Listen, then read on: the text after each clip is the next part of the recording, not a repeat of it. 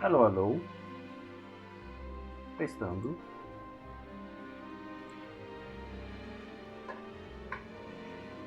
Alô, alô. Testando. Eu acho que tá bom. Alô, alô. Testando. Eu acho que tá bom.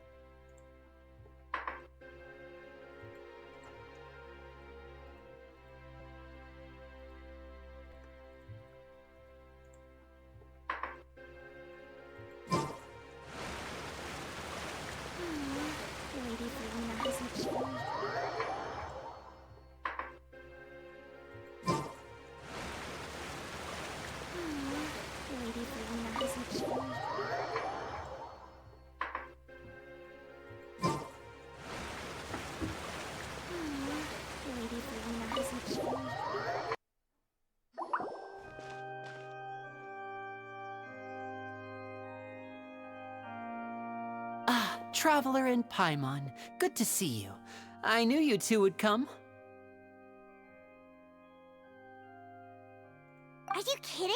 We wouldn't miss it for the world! We've been looking forward to it! I can tell, judging by how early you've arrived. But you're actually right on time. The audience still hasn't started entering the venue yet, which means now is the perfect chance for us to take you to the best seats in the house. Wait just a moment, I'll fetch the tickets.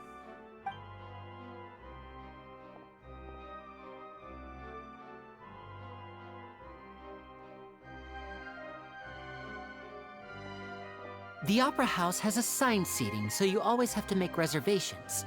I've already reserved your seats, and here are your tickets. Ooh, front row seats! Thanks, Linny! Don't mention it. There's no need to keep thanking me. Hey, Lenny! Could you come over here and take a look at this? Oh, I'll be right there. Seems there's an issue with the stage props over there. That's Cal, my assistant, calling me. I'll go lend him a hand.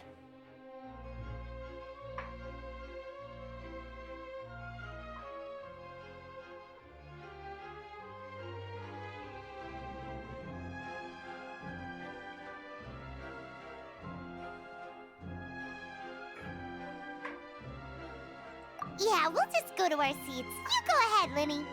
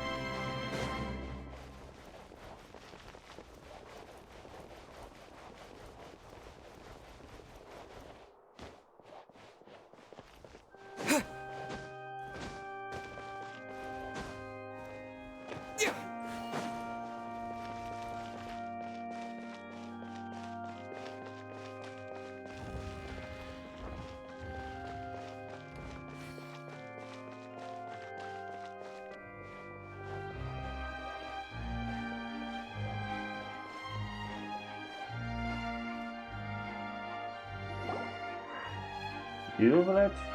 Mas já? Oh, these should be our seats. Come on, let's sit down.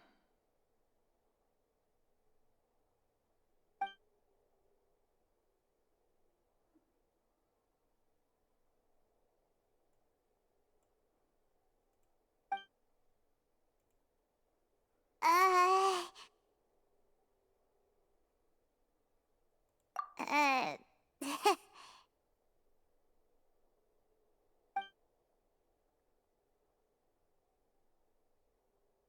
Hey, Traveler. Maybe we should strike up a conversation with the person next to us. Since we're sitting together and the rest of the place is practically empty still, it's kinda awkward if we don't say anything.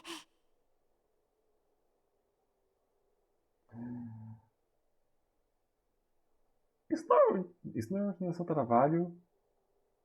Olha aquilo. É sempre a Paimon que fala. Esse cara tem dublador, mas o dublador não tem voz. Tipo, o personagem nunca fala nada. You little... Of course you put this on Paimon! Excuse me, I did not realize you felt awkward. I am terribly sorry. I would be perfectly happy to chat with you if that is what you would like. Oh, so you heard all of that, did ya? Boy, you sure have good ears. Paimon thought she was keeping her voice down. Wait, that's not it. Paimon's... Sorry. Paimon's the one who was being rude, talking under her breath like that. So, let's talk, but, what should we talk about?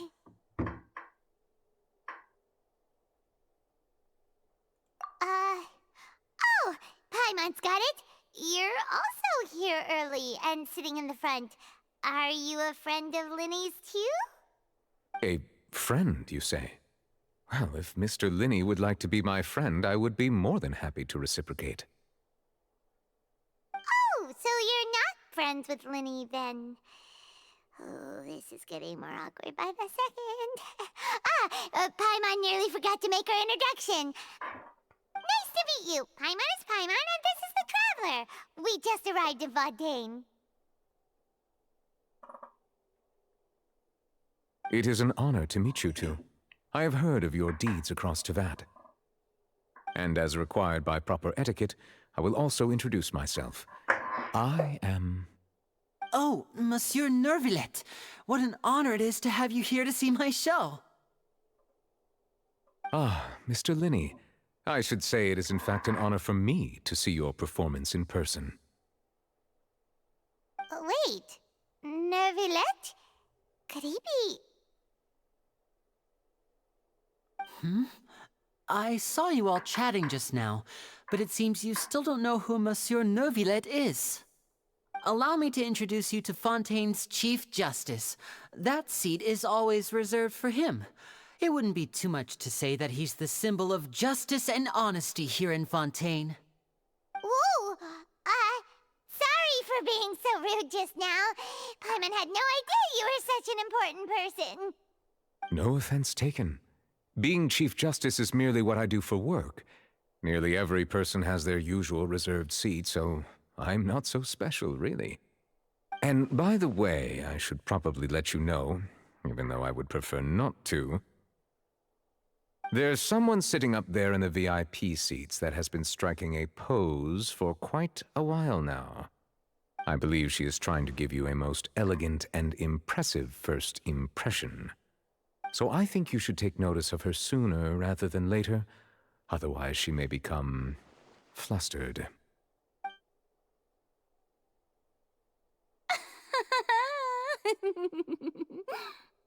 Huh? Oh, it's Farina, the Hydro Archon. Huh. She sure has a smug and satisfied look on her face. Guess she has no idea that you saw right through her act. Very good. That is for the best. No need to pay her any more attention. We may now enjoy the show. Huh? So is this what things are like between the Chief Justice and the Hydro Archon? All right, please wait just a moment longer. I've pretty much finished my preparations, and the performance will start as soon as the audience has made their way to their seats. Yay! The show's finally about to start! Paimon can hardly wait! Paimon's never seen a real live magic show before! Pessoas entram no salão, fecham. Ooh! They're dimming the lights! The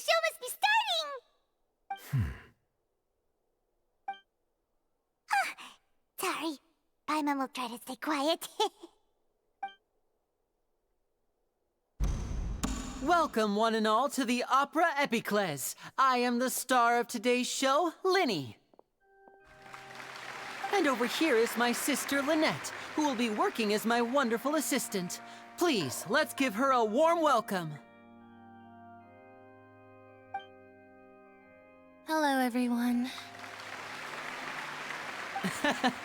I know she may seem to be a little sleepy right now, but that's just a sign that she's nervous. Whatever. Now, some of you may be thinking, two vision holders who can freely manipulate elemental powers performing magic is not true magic at all. So, I would like to take a moment to assure you that elemental powers will have nothing to do with what you will witness on the stage today.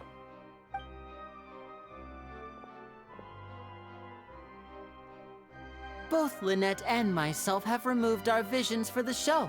That way, even the gods won't be able to help us. Oh, good point. That's what makes the show real magic. Now, without further ado, let the show begin. Lynette will now exit the stage to make some preparations. I know you might miss her, but don't worry. She'll be coming right back on stage momentarily. Perhaps in an unexpected way. I'm sure she'll be stealing the spotlight soon enough. Oh, and before I forget, there's one more thing I should say. You never know what can happen in the blink of an eye.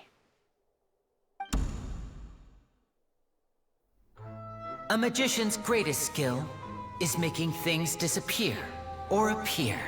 The possibilities are endless.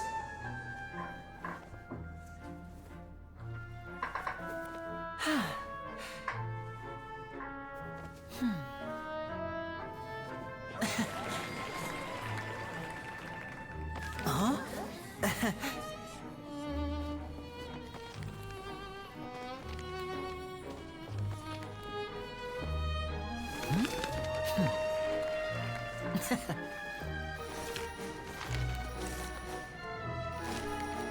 But this isn't what you came for.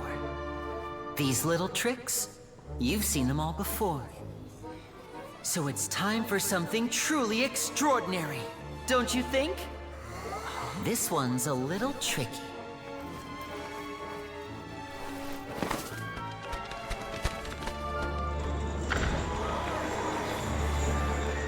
Using this water tank, I shall make my sister vanish completely, right before your very eyes.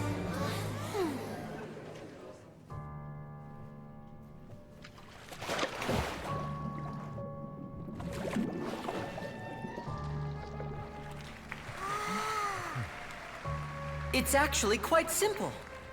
She'll just turn into air bubbles and float right out of the top.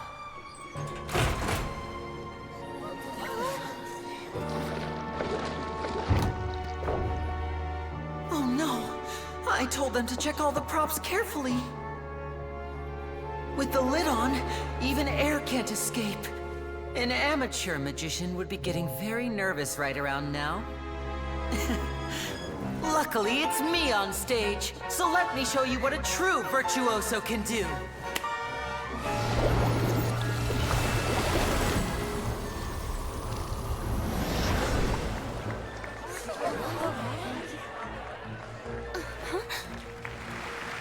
Lynette, are you still there? Don't go too far. We don't want to use up all our magic. Hi, I'm back. Uh-huh.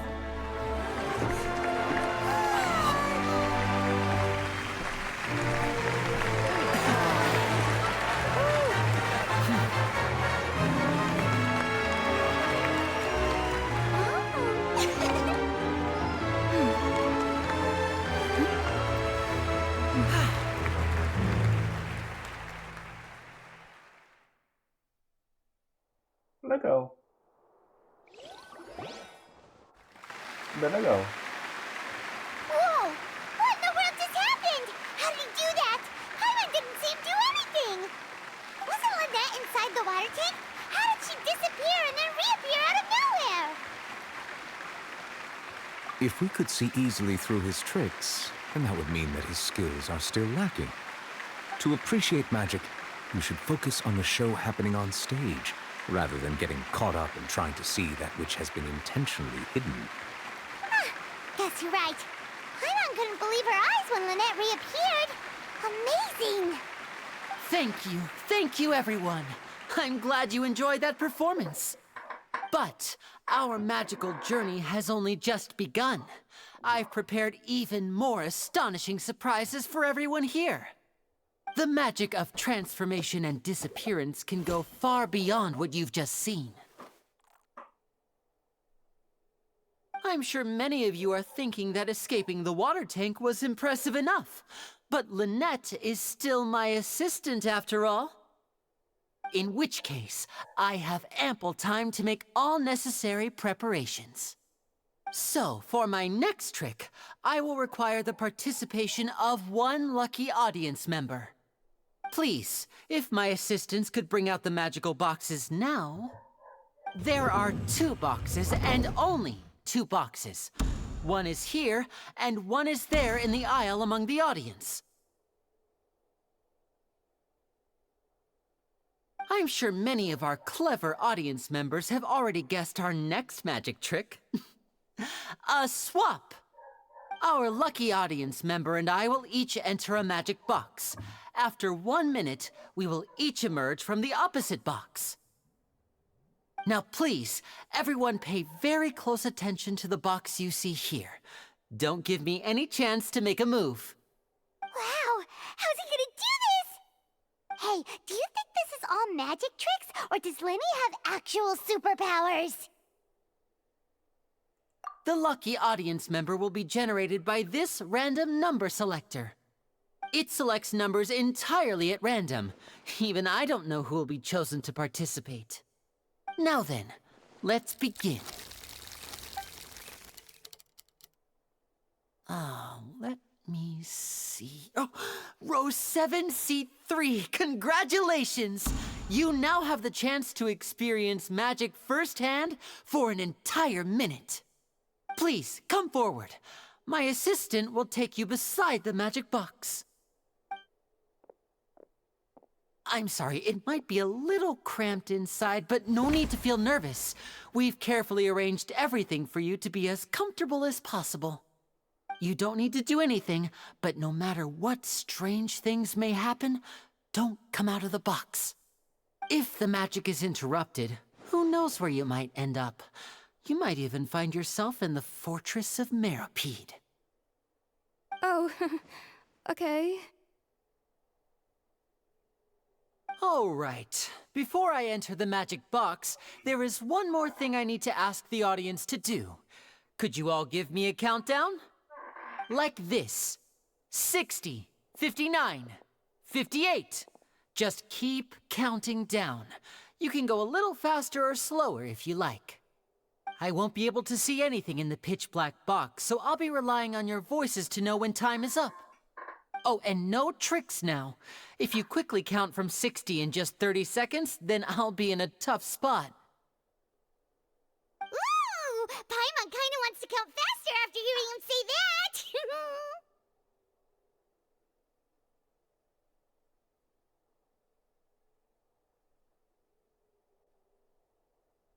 No, that won't do. I can see it in your eyes. You still can't be trusted. Let's practice together. Come on, repeat after me. 60, 59, 58. 60! 59! 58! That's right, perfect. Keep it going. All right, I'll see you all on the other side once you've finished counting.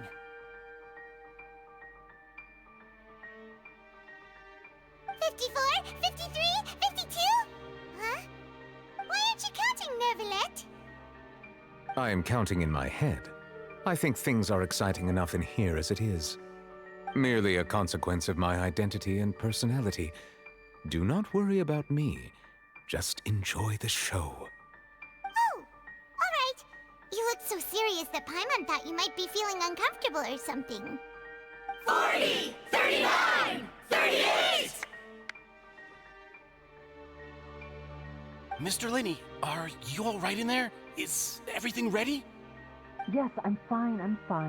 I'm just double-checking the direction of the magic. It would be a disaster if we get sent to the wrong places.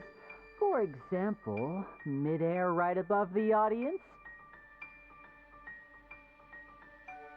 Even though he's saying that, Lenny doesn't seem nervous at all.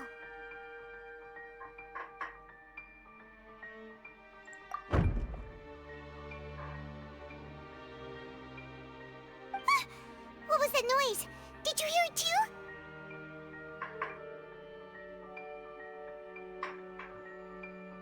Not sure. Anyway, it doesn't seem like anyone's worried about it. 25! 24! 23! What's wrong, Mr. Linney? I can still hear you moving in there. I seem to have accidentally knocked over a decoration. I'm trying to fix it, but it's pitch black in here. I can't tell left from right. Never mind the decorations. There's no time for that. The show is what's important. No, that's unacceptable. I want my show to be perfect. Don't worry, we still have 20 seconds. Hear them counting? 19! 18! 17! It seems things aren't quite going as planned. I apologize, everyone. It feels like you're all starting to count faster, but that's all right. I know it can be tiring to do such a long countdown. 10 seconds and change is still plenty of time. 10! Almost there now. Whew. Swapping two people is harder work than you might think. Even a master magician like me can't guarantee I'll get it right the first time. Hey, wait! Is this the back one? I can't tell. They both look the same inside. Huh? No, that's not it. I'll try again. 7! Hey, slow down! Honestly! 5! 4! 3! Whoops! That doesn't count! 0!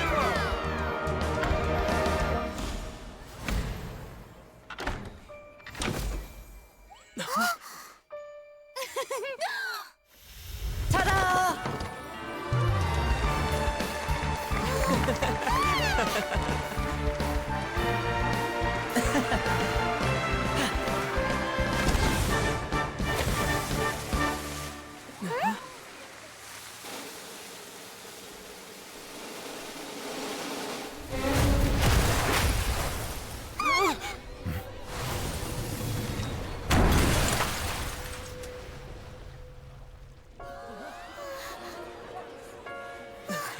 What happened?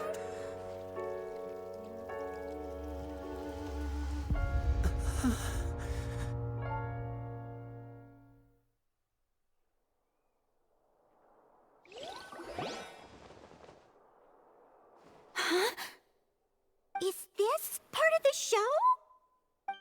Mr. Linney, you're going to use magic to fix the stage now, right? What happened? Oh no. Maybe this isn't part of the show. The girl was still in that box, right? This performance is over. Medical staff with me. Guards secure the scene and detain all the performers. Seal the exits. No one is allowed in or out at this time. Yes, that's right. If this was just an accident, then we must investigate the cause. But if this was all part of some scheme, then those accountable will not escape the judgment of the God of Justice! No need to be alarmed, you two.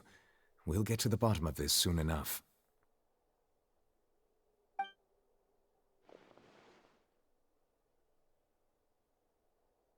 Unfortunately, the person who is in the magic box has been pronounced dead. His name was Cowell, one of the assistants in Linney's magic troupe. Apparently, the fireworks on stage ignited the ropes that were suspending the water tank, which then caused the tank to fall onto the stage.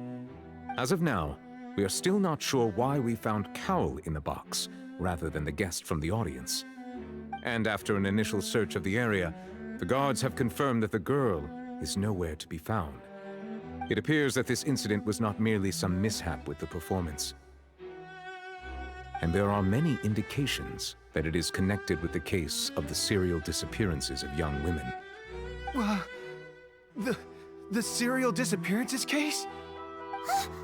That's the case that Charlotte mentioned before.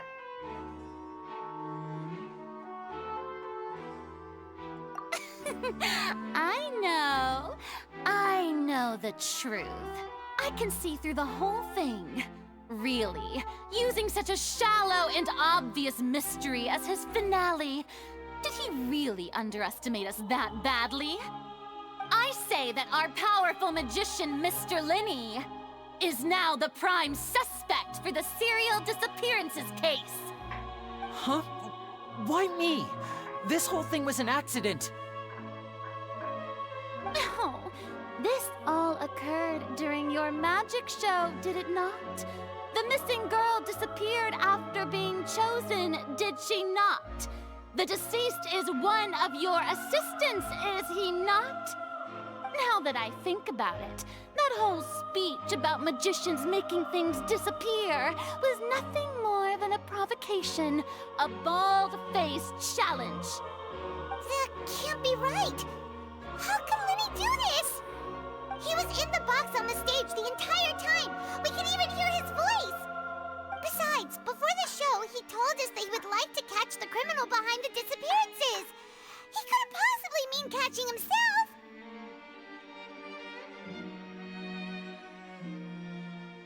Save discussion for a later time, please. Lady Farina, may I assume that your comments just now constitute an accusation against Mr. Linney and his associates, and that you are pressing charges? Huh? I just think that he... Well, I think it might be a little early to talk about formally pressing charges. But what Lady Farina said just now makes perfect sense. Looks like she's gonna personally deliver justice. A kidnapping and murder carried out under the cover of a magic show. Lady Farina said it all. I mean, of course, my dear people. But what excites me even more than the obvious truth before our eyes is the opponent I'll be facing. That's right. I mean you, Traveler. You'll support Linney, won't you? After all, he was the one who helped you the first time we met. Then there's no problem at all. You know, the Traveler and I already had a duel the first time we met. But with Linney's help, our little duel ended in a draw. But draws really are the most boring possible outcome. So, no more draws. Between the two of us, there must be a clear winner and loser. And what better place to hold such a riveting showdown and decide the true victor than here, on the grandest of stages, the Opera Epiclese. Huh? It wasn't a draw. She obviously lost last time. I understand. Charges have now been pressed, and as such, a trial is in order. Well, Traveler, seems Lady Farina has set you in her sights. But putting her dramatic rhetoric aside for a moment, I would like to ask you, are you willing to act as Mr. Linney's attorney and defend him in this case? Very well. The trial will be held a day from now in the Opera House. Both sides may investigate the scene to build their cases and search for the truth.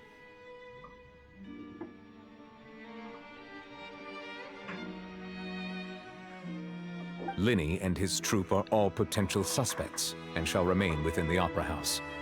The audience may begin to leave in an orderly fashion once they have been cleared by the guards.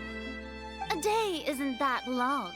Let's see what kind of case this big-shot outlander can build in such a short amount of time.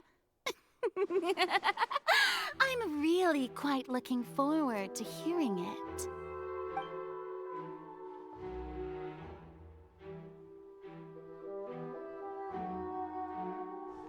Linny!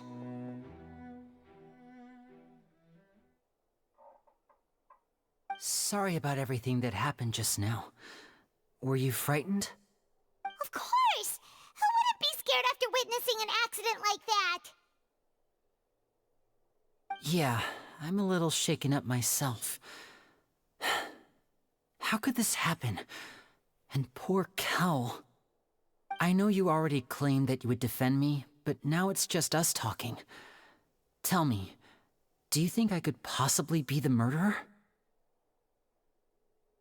Good to hear. Thank you so much for trusting me.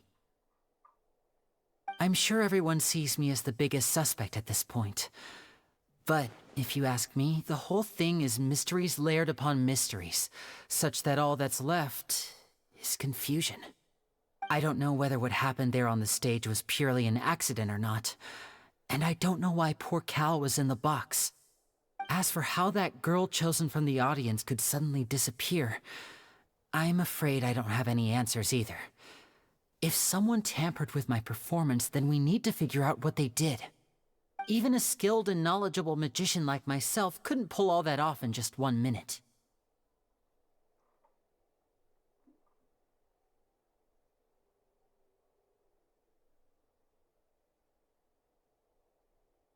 Which is precisely why we need to investigate. As this book says, the impossible could not have happened. Whatever happened must have been that which is possible. Realmente, Paimon, onde você conseguiu esse óculos aí? Muito estranho você ter tirado esse óculos aí do nada. Paimon bought them when we were reading at the bookshop in the city earlier. Pretty cool, huh? Don't worry, Paimon used her own savings to buy them. It wasn't from our travel funds. I think they look cute on you, Paimon. You have good taste, Lynette.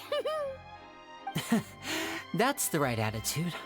Feeling depressed isn't going to help me now. I need to get back to my normal self.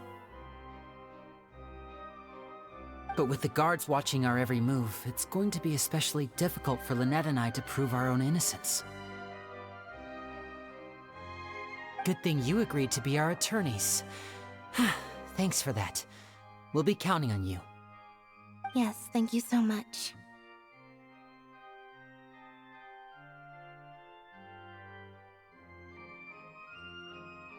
Yeah, just leave it to us. Oh, since we're going to start investigating, Paimon has a question first. Where did Lynette go during the performance? Ah, well, I'm afraid that would involve some of our essential trade secrets as magicians. The secrets behind our magic are past saving, Linny. I suppose you're right. The truth behind our tricks is going to be important evidence that will be weighted during the trial. 'Tis truly a pity.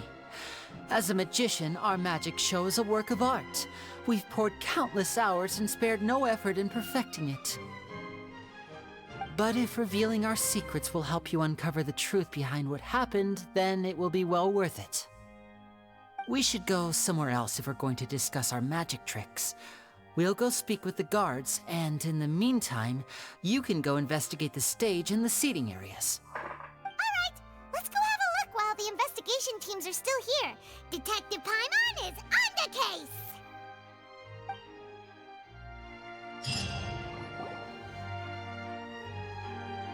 Hello, officer. How's the investigation going? I see. You must be the traveler that Lady Farina mentioned. Listen, I'll be perfectly honest with you. I'd avoid getting mixed up in this whirlpool of a mess if I were you. Huh? What do you mean? Come with me and you'll see. The deceased is one of Linny's assistants, named Cal. Even though he hadn't joined the troupe long, he was hardworking and everyone generally liked him. The assistants are usually in charge of setting up and inspecting the props, as well as assisting with the show and keeping the crowd engaged. As you probably saw when you were in the audience, the water tank suddenly fell and smashed the box with Cowl inside it. This is the real mystery. We've already searched the scene and were unable to find any traces of the girl. However, if you look carefully, the box was positioned directly under the water tank. The ropes holding the tank were then burned by the pyrotechnics on stage, causing them to snap. All these factors lining up so perfectly makes it hard to see this as a mere accident. If anything, the more logical explanation is that the whole incident was intentionally planned, and Linny is the most likely person to have access to all these areas. But he doesn't have a motive. Are you both good friends of his? Well, you can't say we're good friends, but we've known each other for a little while. So in just a short time, he was not only able to win your trust, but even convince you to act as his attorneys. I know there's no such thing as magic. The real trick of a magician is holding the audience in the palm of their hand. I've seen a lot of cases, and I can tell you that people are the least reliable kind of evidence.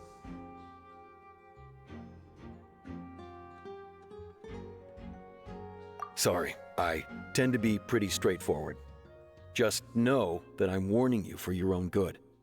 Anyway, you may investigate the scene of the crime yourselves if you're curious. Who knows, maybe you'll be able to come up with some new evidence.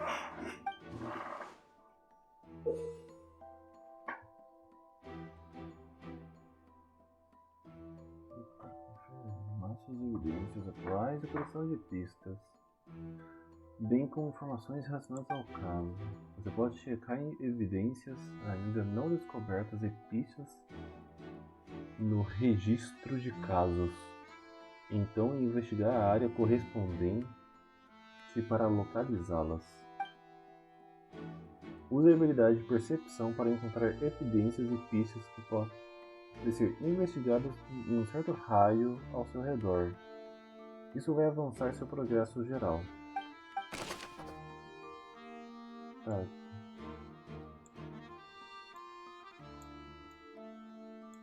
Ok.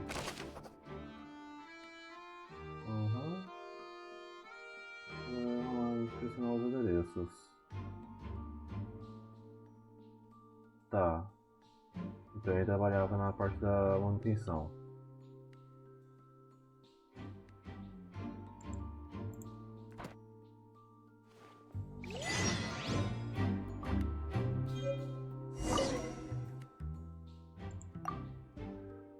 A caixa mágica foi atingida. Se Coral não estivesse dentro da caixa naquele momento, ele poderia ter evitado que o tanque de água caísse nele.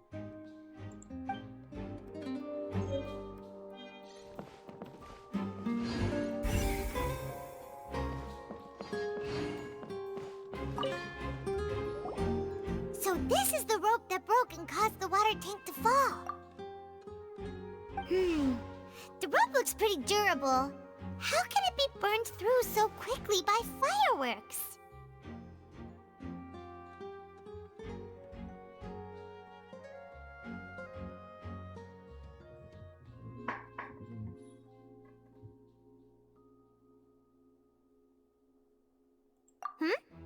Why are you suddenly so serious, Traveler?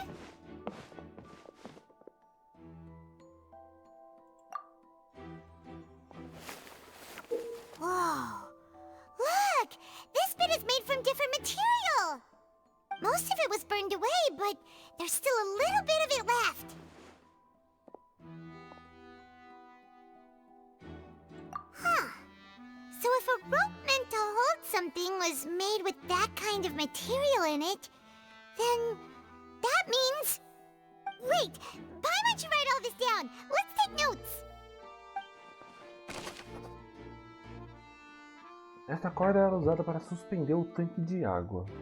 Ela quebrou repentinamente quando os fogos de artifício estavam sendo lançados no palco. A investigação mostrou que o ponto de ruptura da corda era feito de material inflamável. Então era uma corda mista. É isso?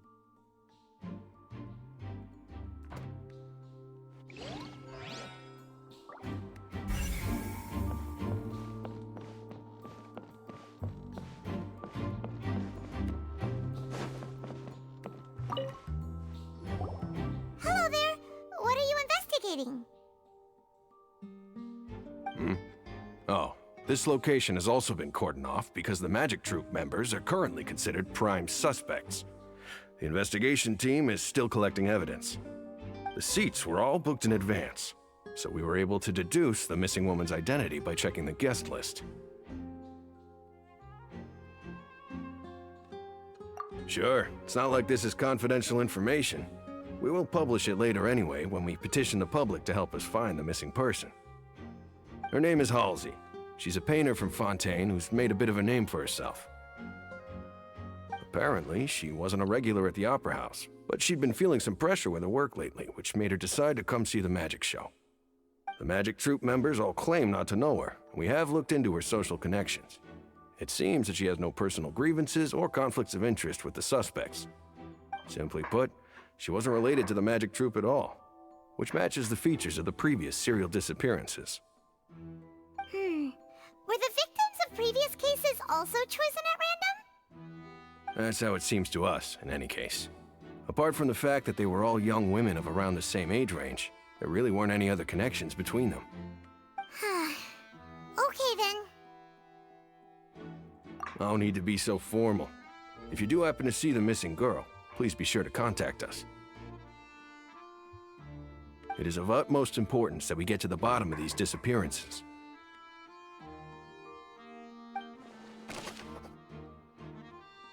Halsey é a pessoa desaparecida. Ela é uma pintora famosa e veio para assistir o show de mágica para fazer uma pausa de seu próprio processo criativo. Ela não parece ter se envolvido em nenhum tipo de desavença com os grupos da trupe mágica do Linney. Mas ela tinha desavença com outras pessoas? Isso é importante de se saber. Por causa que aí dá pra traçar possíveis suspeitos fora o Linney, por mais que ele seja o principal suspeito.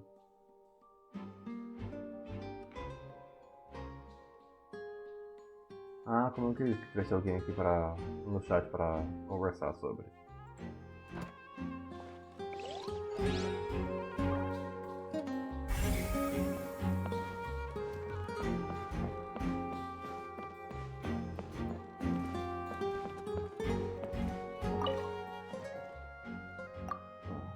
Caixa mágica quebrada foi deixada na cena após os guardas concluírem sua investigação.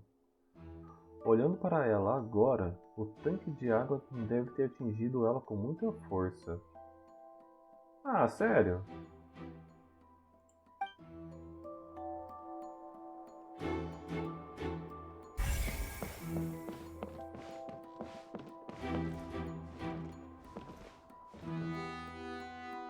Ah, nem sei onde já foi metade.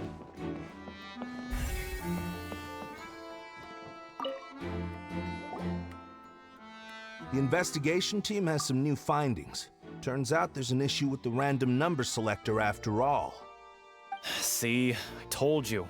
What if the machine picked some big guy's seat? You think the murderer would have still made his move then? Sorry to interrupt, but we're helping Linny and Lynette with their side of the investigation. What were you saying about the number selector? There's something wrong with it? You're trying to help them? That'll be a tall order. Linny used the machine to pick a random member of the audience during his performance, right? The lucky girl that later disappeared. Well, we thought there might be a serious problem with the machine, so we had it taken away for further inspection. It turns out that the seat number it picked wasn't random at all. The machine picks that same number every time. I'm sure you already know that you have to make a reservation in advance to get a seat, regardless of whether it's a trial or some performance. In other words, Linny knew who would be sitting where from the very beginning. That much checks out. Linny reserved our seats for us too. Bet you see why I was saying it'd be tough to make a case for Linny. Even though it's bad for Linny's case, Paimon had better write it down. A máquina que foi usada durante o espetáculo de mágica de Linney para selecionar um espectador sortudo.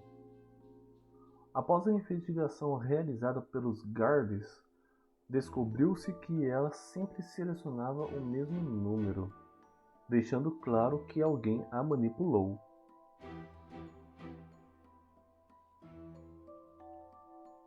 Só que agora a questão é descobrir quem é que mexeu nessa máquina.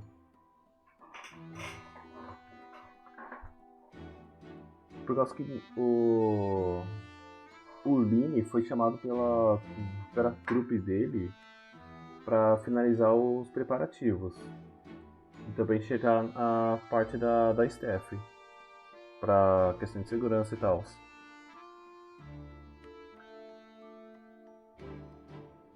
Provavelmente eles não. Se os caras estavam agora fazendo show aqui, então provavelmente eles não sabiam sobre esse negócio do seletor.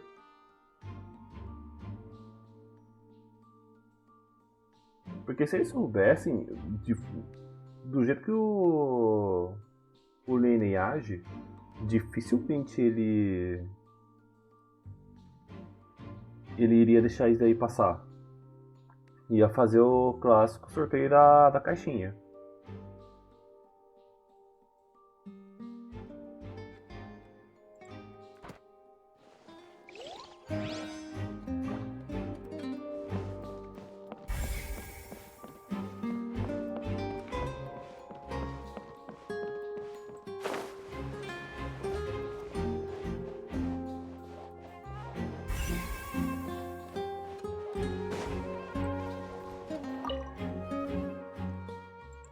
Parece uma caixa comum, mas Lini de alguma forma se moveu instantaneamente do palco para dentro dela. Como ele conseguiu? Normalmente esse tipo de truque ou é com sósias ou é com um sistema subterrâneo. Um sistema subterrâneo ou então uma impressão falsa da caixa.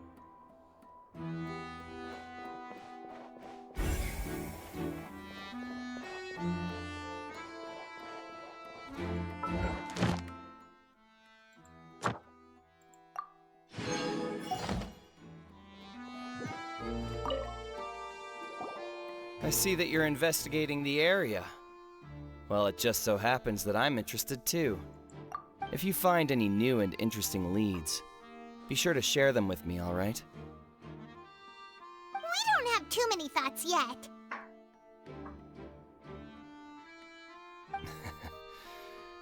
Then why don't I tell you my hypothesis first? The way I see it. And I'll start it with that loud thud. The thud? Oh, you mean the sound that happened during the countdown? Yes, exactly. It wasn't terribly loud, but I suspect that most people heard it. It's just that everyone was awaiting the results of Linny's trick with bated breath, so no one paid it much mind. But now that the incident has happened, the thud has become an important clue. That makes sense. So, what do you make of it?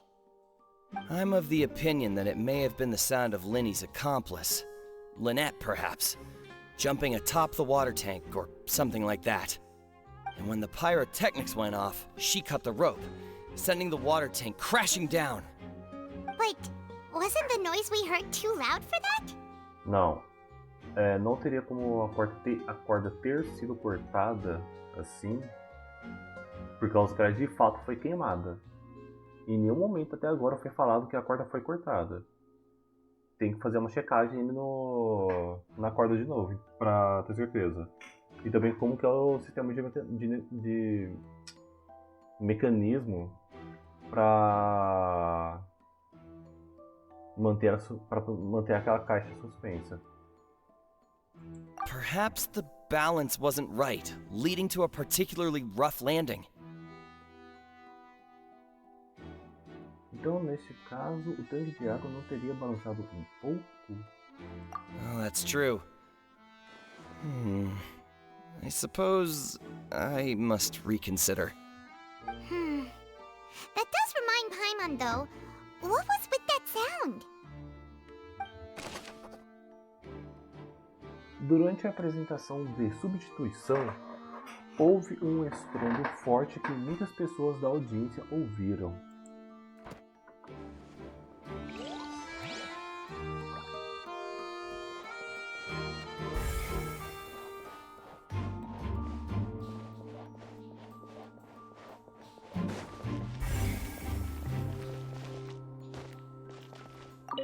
Lenny's still talking to the guards. It seems he'll have a lot of explaining to do. I think someone will be assigned to monitor us later, but that's alright.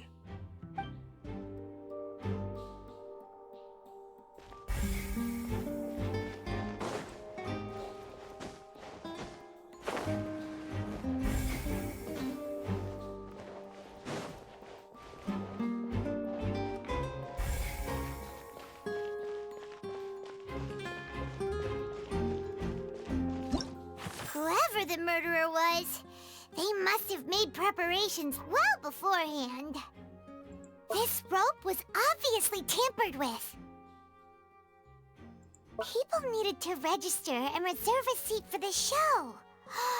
That, combined with this number selector, could allow you to pick a young lady instead of some old fogey. Pai, mas isso não... essa teoria não cola muito bem. Por causa que foi dito que o seletor sempre pegou o mesmo número entre todas as vezes que foi utilizada. Se ela sempre selecionou o mesmo local, então, tipo, pode ter sido qualquer pessoa. O importante é que qualquer pessoa esteja naquele local em específico. Why would it be him? How strange. Gosh, no wonder the serial... We all heard that...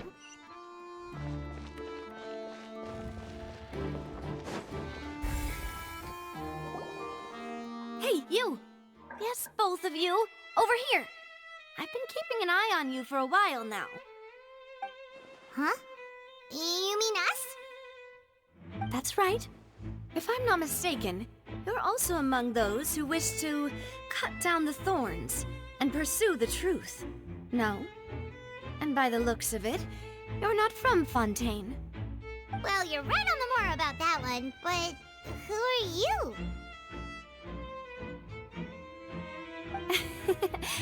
Have you never heard of the Spina di Rosula?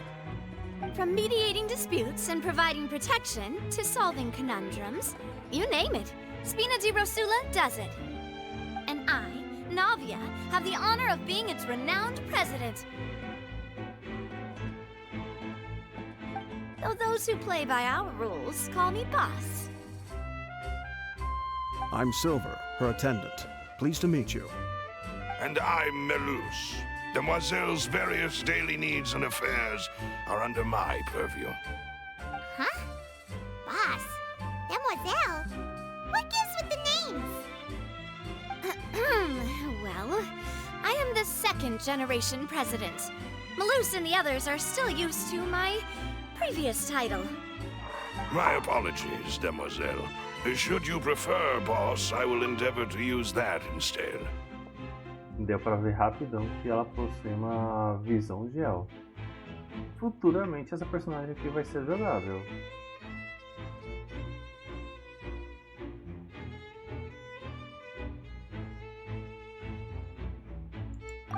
No need. You don't have to call me boss. Just Navia is fine. Okay, if you say so. Not that we're members of Spina di Rosula anyway. All merely trifling details. Never mind. Now, back to the situation at hand. That's right. I've always kept an eye on the serial disappearance cases. My interest stems from a matter back from my father's time. Judging from the look of things, I find Linny an unlikely mastermind. Really? We think so too! That's why we're looking for clues now. But how how did you come to that conclusion? Intuition, naturally. My unparalleled intuition. Olha, intuição não ajuda muito. Você pode fazer até apresentar um contraponto baseado em evidências e supor uma história alternativa. Só que agora a intuição dificilmente acaba colando. Tipo, puramente falar, não é isso. Ok, então o que pode ter sido? Não sei, só sei que não foi isso. Dificilmente cola. É normal de acontecer, mas dificilmente cola. Farina sure was quick to point the finger at Linny without any decisive evidence whatsoever, wasn't she? But that's not uncommon for her. If you remember, the Justice had to interrupt her and ask if she was pressing charges just to keep her from getting carried away. Anyway, a trial begins the moment someone levels charges. And, of course, there was no way Farina was going to back down in that situation. Sounds more like you just don't trust the Hydro Archon. Well, what's your opinion? I must admit that she can be interesting at times, but liking her doesn't mean that I'll blindly agree with her. E é o certo a se fazer, né? Não é porque você gosta de tal pessoa que você tem que confiar nela cegamente. Infelizmente, muitos fazem isso. All right, I've answered your question. Now, it's time you answer mine. Wait a minute, did that answer count? Well, I say it does. But don't worry, you won't hear any pointless questions from me. In your opinion, do you think it's right to treat a trial like it's an opera?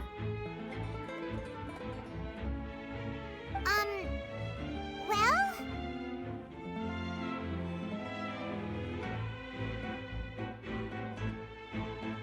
E qual é a consideração que a palavra ópera surgiu para definir um trabalho fabuloso, extremamente bem feito e operário é derivado de ópera? Então, de fato, nem sempre é válido chamar um julgamento de ópera, porque aquilo não é um show. Não é um show, é um negócio muito sério. Então não deveria ser isso aí. And why would that be?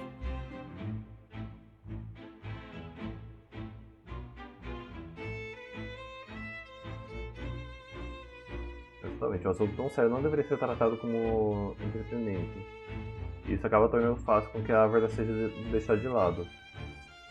Ou seja, isso aqui deveria ser uma alternativa apenas. See, Silver and Maloose? I told you they'd be different. Most astute of you, demoiselle. I too think that the traveler's response was most excellent. No matter how wonderful the script or how fervent the audience's expectations may be, the trials that go on stage here must be based in fact. And if that can be done, boss, then... All right, that's quite enough, Maloose. Anyway, I like your answer. You passed with flying colors. Now, I need to make some preparations, following which our joint investigation shall commence. You two shall be my assistants. Wait! Since when did we become assistants? Oh, well, I can be the assistant, sure. Or your companion, if you like. I'm really not that fussy. That's more like it.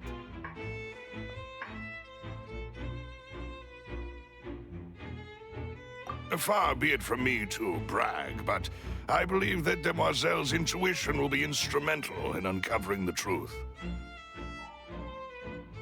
You wish to save a friend from false accusations, and we wish to unravel the disappearances. In this sense, our goals are aligned. You have a point. Huh. You're quite the talker, aren't you, mister? And what about you over there? What do you think? You seem like you've got something on your mind.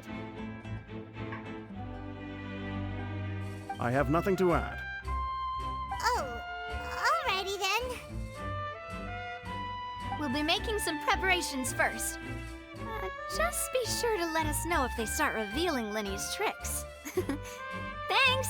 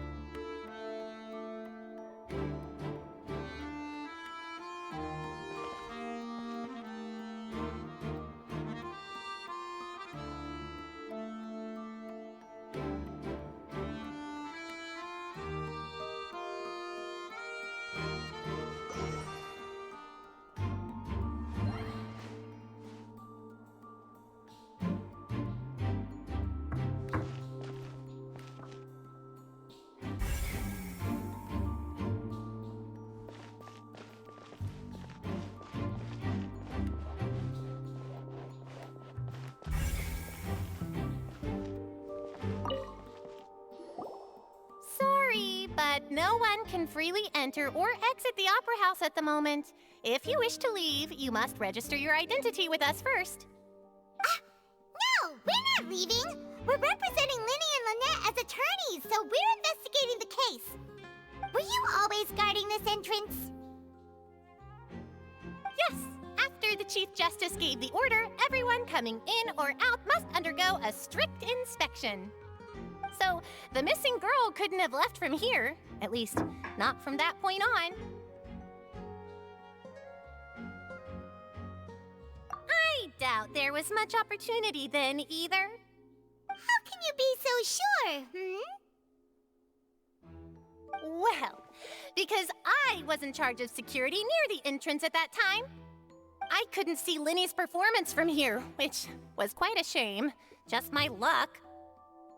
But still, I did not abandon my post, and I stayed put no matter how loud the applause was. If someone had so much as even approached the door, I would have noticed it, let alone if they had tried to leave. We Melazines are good at that sort of thing, you know. So, it's safe to say the girl couldn't have left through here. Alright, thank you for your help. This'll be useful info. Ninguém saiu da ópera de Class durante os shows de mágica. E após o incidente, apenas aqueles que tiveram suas identidades liberadas pelos guardas puderam sair.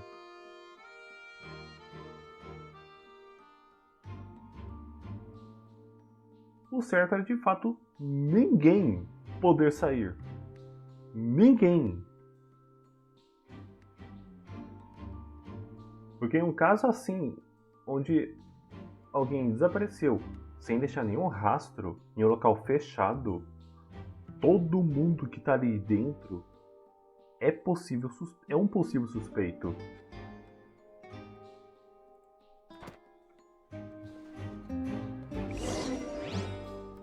We've checked everything of note here at the performance venue. Paimon wonders how Linny's discussion with the guards is going. Let's go see, shall we? Ooh, things are getting interesting, huh? We're about to see how magic is made.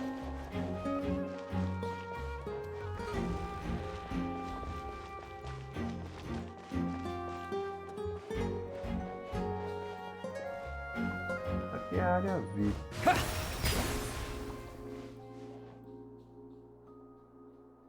Ali em cima onde a Furina fica.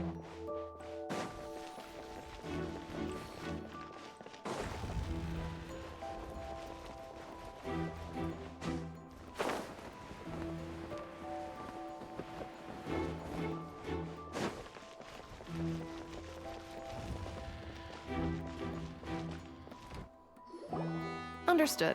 Then I will be going with you. Just so you're aware, I will be monitoring your actions and making notes as necessary. Very good. Thanks for being so agreeable. I'd pull a rose out of my hat as a gift for you if I could. You may spare the pleasantries. I'm just doing my job. You've arrived. Who's this? Me? I'm Spina di Rosula's guardian angel. If you've got a problem, I've got the firepower. Sorry, I got a little carried away there. Call me Navia. I'm a partner of theirs, and will be helping investigate this whole situation. And these are my companions. Would you mind if they join as well? Fine by me. Oh, new helpers? I would be most grateful. Well, let's just say we're tagging along. It's not every day you get to see the secrets behind magic performed on such a large scale. I appreciate your kind interest. Come with me. We'll be heading below stage.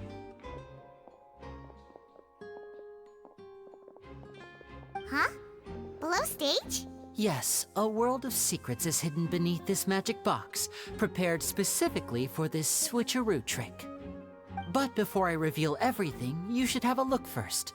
Notice anything strange here?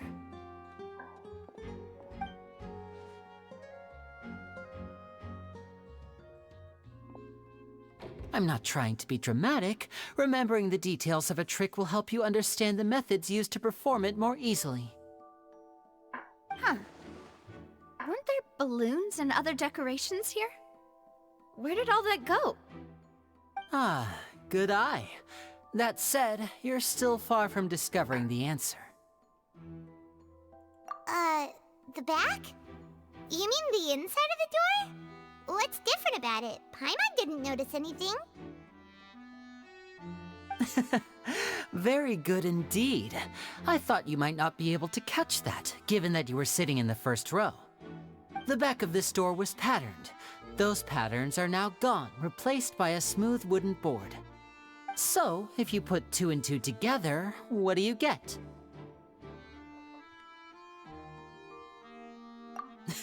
Exactly. All right, let's go.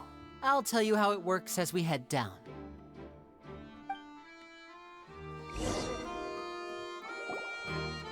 Oh, so there was a passageway under the magic box!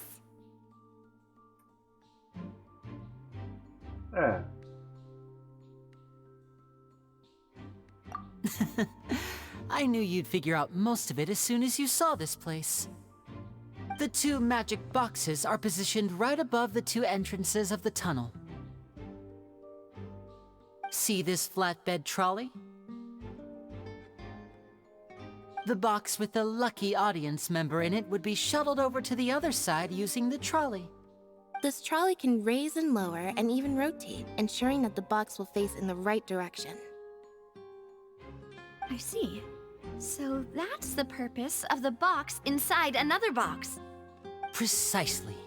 The inner box would descend after the audience member was put inside and be moved along the trolley, all while the outer box would remain on stage as if nothing had ever changed. So that's how you did it! Once the box was lowered, the trolley would store some energy through this device here, with which it would complete the rest of the steps. The audience member would only be able to feel some slight movements in the dark, and by the time she walked out, she would already be back on stage. Right! You were talking that whole time, and you even came out for a moment near the end! Ah, yes. A phonograph operated by Lynette was used to achieve that effect. My assistant and I had already scripted our conversation beforehand. When the countdown began, I had already gone to the opposite box via a tunnel using that ladder. And what about Lynette? Where was she? I was in the mezzanine space in the back of the box. Oh, interesting! That's how we were able to coordinate Linny's lines with the assistant. And, by the way, I was the one who walked out of the box at the end. I mean, we are twins. All it takes is a change of clothes and no one can tell who's who. And that's my favorite part of this trick. Only Lynette and I can perform it.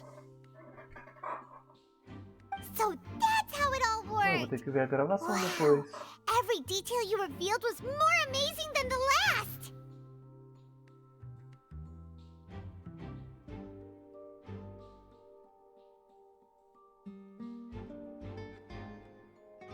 Lynette would briefly walk out of the box and then go back in, jumping into the tunnel and escaping before the box on the trolley could finish ascending. And then I walk out of the other box in the audience area, and the trick would be complete. The operative word here being would. But as you saw, Cal was in the box, not our audience member. She, on the other hand, mysteriously vanished. We really don't know how that happened. If not for that interlude, this would have been an astonishing trick. I probably never would have figured out how you pulled it off.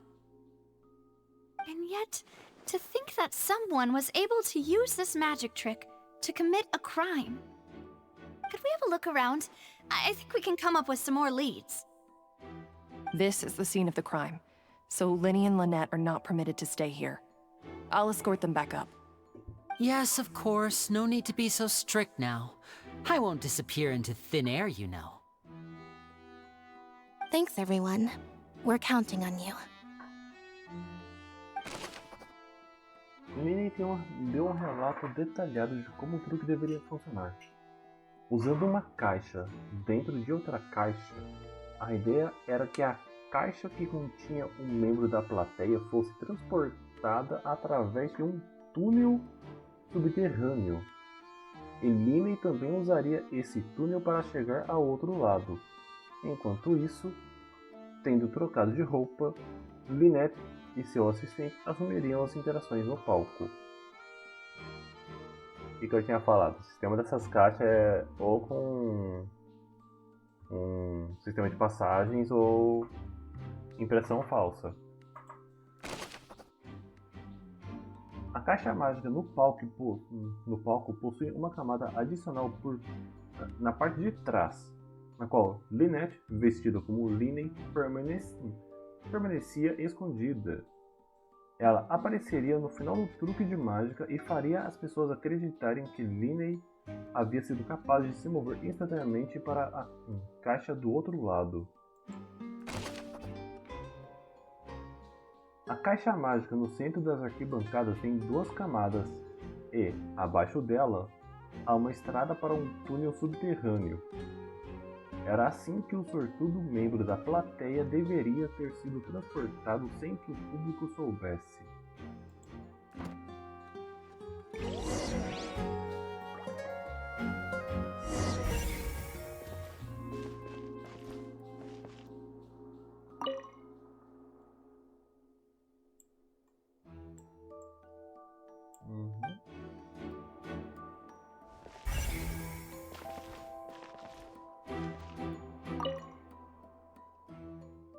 Esse deve ser o dispositivo de controle para o carrinho. Ele deve ser capaz de operar automaticamente.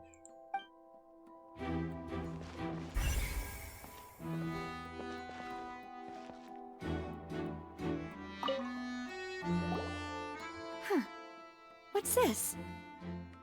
Looks like a hook tied to the end of a rope. Huh? There's all kinds of odds and ends here. Lenny não comentou isso antes. Perhaps it was a prop for a different trick. But why would it have been left here? Whatever it is, let's make a note of it first. Uma corda que tinha caído no chão. Sua ponta tinha um gancho de aço. Você não sabe no que ela seria usada. Provavelmente seria para segurar a caixa d'água, né?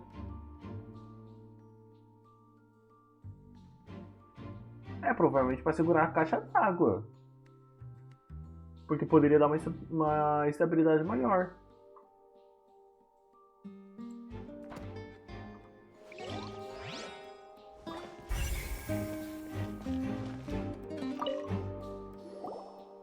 The floor is wet. Please be careful not to slip. Speaking of which, why would there be water here? Oh, Paimon knows! It's one of those tricks where you pour water into a jug and then flip the jug over only for the water to disappear? And here's a broken vase! Huh. Did the trolley knock it down while moving? That can't be. The trolley moves along tracks from start to finish. It couldn't have hit the vase at this distance. Let's note this down too and think about it later. Os fragmentos de um vaso quebrado que estavam ao lado do túnel. A água que ele continha também derramou no chão. Ao julgar para a distância em que estava, não é possível que tenha sido quebrado pelo carrinho de carga que transportava o baú mágico de um lado para o outro do túnel.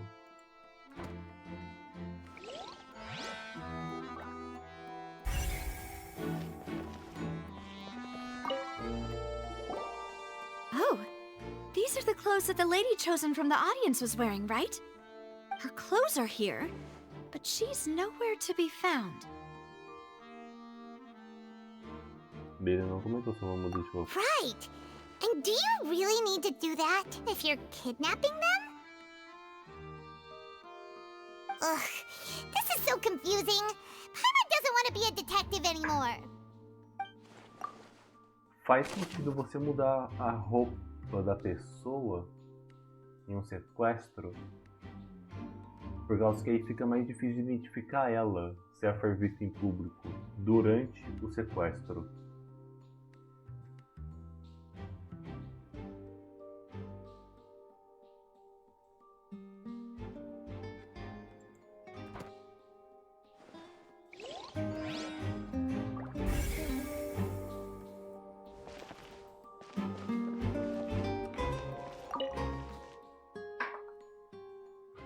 Alta precisão é necessária para concluir este show de mágica. Os trilhos são perfeitos para fazer o carrinho continuar em seu caminho designado.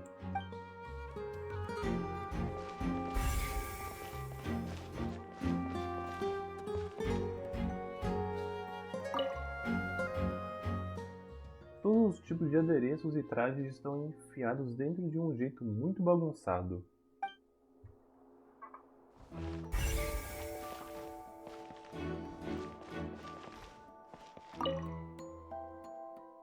O carrinho é crucial para transportar a caixa mágica para o outro lado. O assassino... Que assassino? Deve ter usado isso para executar o plano.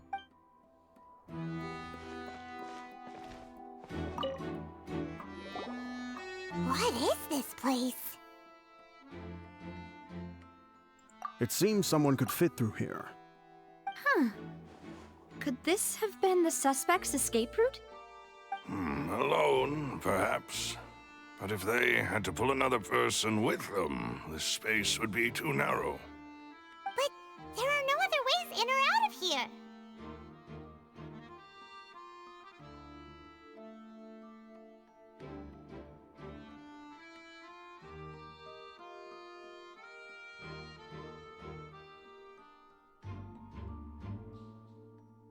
Oh, you're right! Let Paimon write that down. A ventilação do túnel parece que permitiria uma pessoa passar, com dificuldade, mas fugir por ele levando a moça desaparecida parece uma perspectiva improvável. A menos que na questão desse minuto ela tenha sido desacordada. Ah! Provavelmente foi. Foi na hora da troca mesmo que desapareceu. A moça, ela deve ter reagido quando percebeu que tinha coisa errada. Por isso que o vaso tinha quebrado, as roupas dela estavam ali jogadas também. Por causa que teve que arranjar alguma. Provavelmente deve ter trocado as roupas dela. Até por causa que a caixa de armazém tava com as coisas tudo bagunçado. Então, ela deve ter sido atordoada. Teve as roupas trocadas e desse jeito, do tamanho que é essa ventilação, alguém poderia sair ali carregando alguém. E o Linen tinha.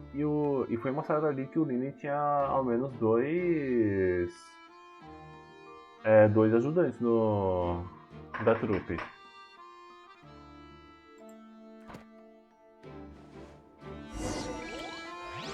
Seems we're just about done investigating down here.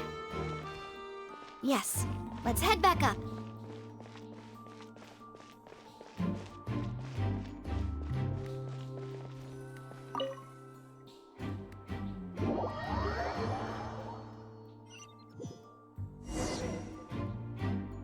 Well, we've ascertained the state of the crime scene. Let's find a place to sort out our findings once Malus returns. Seems to me that there are several things that don't add up here. Apologies for the wait, demoiselle. So, what did the guards say? Did the criminal escape through the vent? They believe the odds of that are very low, since the vent leads to the Opera House's basement. The guards have checked the area carefully. No one left through the basement during the performance or after the incident, and no one was found hiding there. So the tunnels become like a secret chamber then! You know, like the kind you usually see in novels! The plot thickens. Halsey's disappearance and Cowell's death are both quite inexplicable. No wonder Farina was so confident in her accusation. All the current evidence points toward Linny and Lynette. In other words, the charges are very likely to be upheld unless we make some considerable progress. Charges and then trial. So if the charges are upheld, they'll announce a sentence? That's right. This is how a trial goes in the Opera House. During the proceedings, the Chief Justice and the Oratrice will hear statements from both sides. That's right. This is how indemnitium is produced.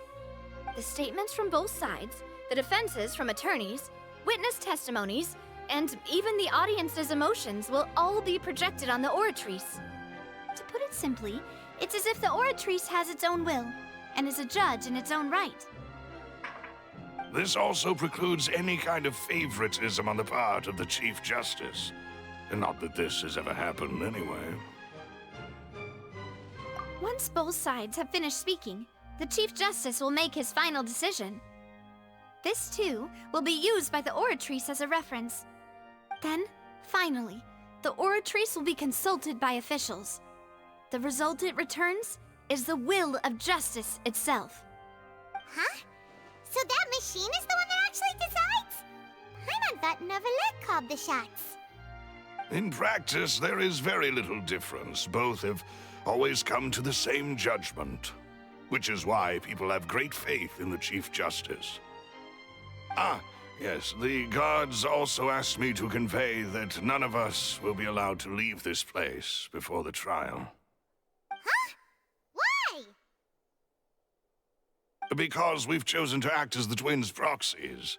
That makes us persons related to the case. They're concerned that we might be colluding with outside parties, or that we might find outside help to disrupt the case. And even if that were not so, it could prove problematic if we happen to spread key information about the case ahead of time. I'm ready to break out at any time. Whoa, whoa! There's no need for that! Paimon thinks they have a point. That said, are they providing food? Of course. I just hope you don't mind the lack of options. I'm afraid that catering to all tastes is not in the cards, nor is any guarantee of balanced nutrition.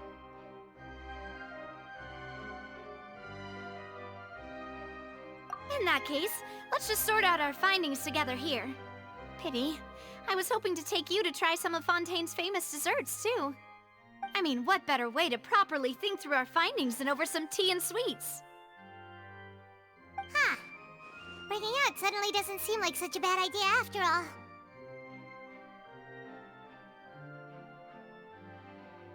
Just kidding! Just kidding! Paimon will still do her best, even if there are no snacks. Hmm? What do you mean, no snacks? Of course we'll have snacks. If we cannot buy some, then we'll simply make some. Huh? Here? But how? Understood, Demoiselle. Everyone, please come with me.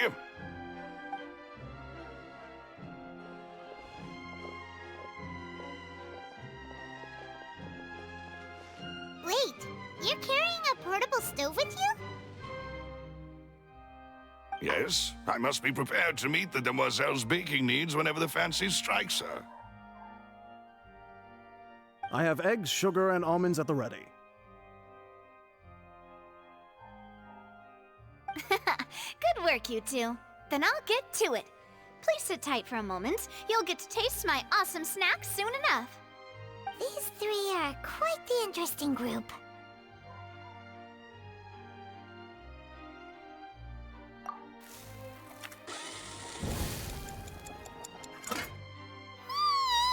And Paimon thought it smelled good while it was still in the oven! Oh, it's even better now. Paimon can't stop drooling. From the way you had these two guys carrying all that stuff around, Paimon thought you'd have them do more during the baking process. But you ended up doing the entire thing by yourself! Beating the egg whites, grinding almonds, everything! I was applauding. And I was giving encouraging smiles.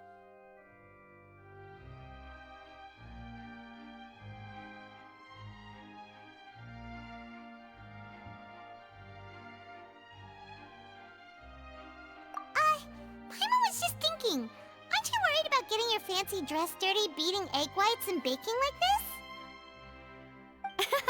Well, I don't think it's carved in stone anywhere that fancy ladies can only read books, sip tea, ride horses, and play the piano. I just really enjoy making snacks. Don't underestimate beating egg whites, by the way. It's a real arm workout. You also need to beat them to just the right consistency, or your macarons will crack. Anyway, give these a try, fresh out of the oven. There's 3 for each of us. Only 3? Well, eating too many sweet treats might send all that sugar to your head.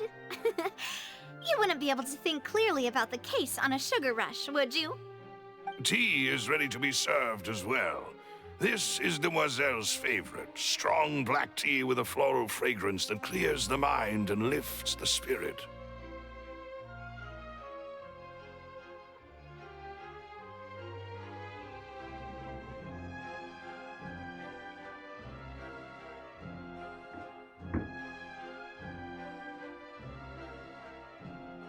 No need for concern. I'm merely doing as I should.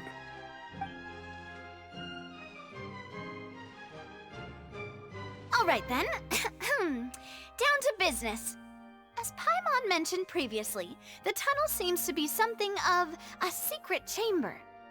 However, we can assume that Linny and Lynette were not alone within it. Some criminal also occupied its sealed confines. The magician twins could have committed the crimes, of course, but they lack any logical motive. Exactly!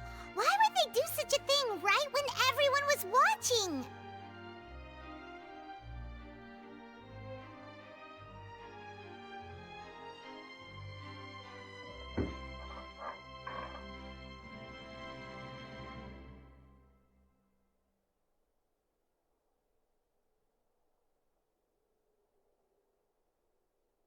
The flower vase and the thud we heard during the performance could indicate some altercation between Halsey and the criminal in the tunnel, resulting in the shattering of the vase, the discarding of her clothes, and her abduction.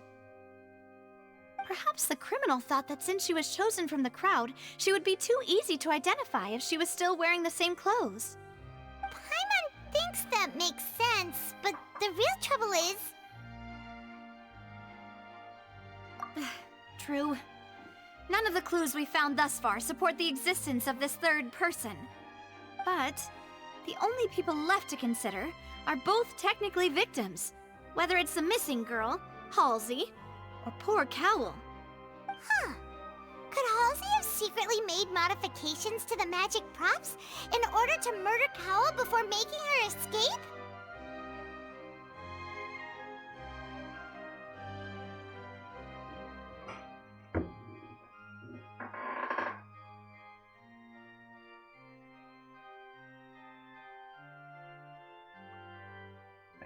Eu acho que ela é pintora. Pra fazer alguma coisa assim, teria que ser pelo menos um engenheiro. That's right. And even if she had tampered with the setup, she would need to understand the entire trick to pull it off. Nor does she have any motive. The guard said that she has never had any dealings with the Magic Troop's members. Were we not thorough enough in our search? From the sound of things, this is turning into an impossible case. Your macarons are amazing though, Navia. They smell great! They're nice and crisp and super sweet! They are my specialty after all. And I see you've already had 5 of them. What? 5? Oh, that can't be right. Paimon only counted 3, honest! Please don't worry about it. At my age, a few less sweets might actually be a good thing.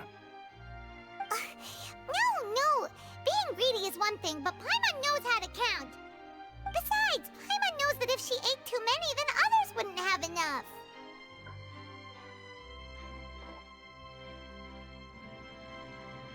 Wait, even you don't believe Paimon? How could you?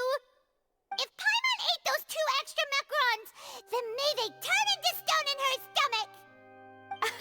All right, we get it. Well, I suppose one of us might have gotten too engrossed in our chat and eaten them by mistake. No big deal. Maloose, set up the stove again if you would. Huh? What are you doing? Making sure everyone gets 3 macarons, of course. Exactly. We don't want to trouble you. As you wish, demoiselle. And I have the egg, sugar, and almonds. Well, this really is your hobby, huh?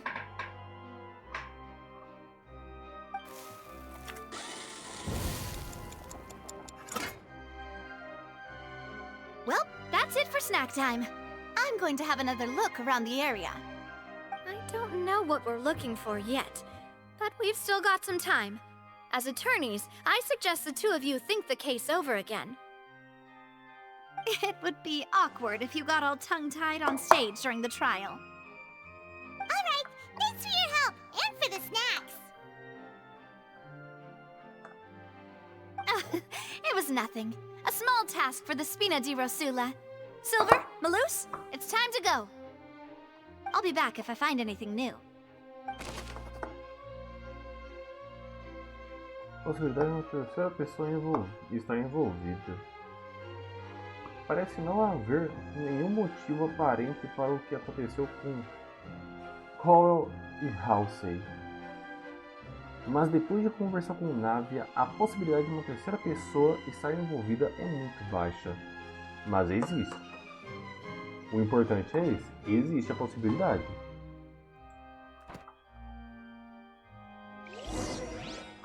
Alright, it's time to put our heads together. We've got to get our defense ready for the trial. Oh, it's probably gonna be a long and difficult case. There's no point in worrying about about that now. We just need to prepare. Here, take Paimon's notes. They should help you review the situation.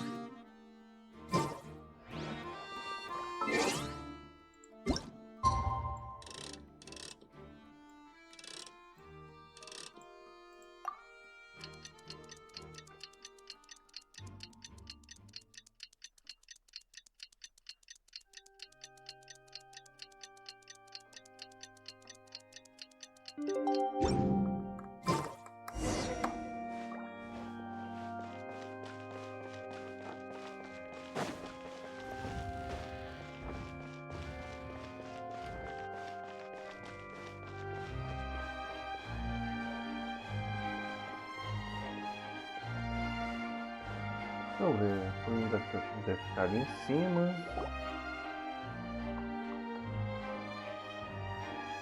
What do we do? The whole situation is so confusing.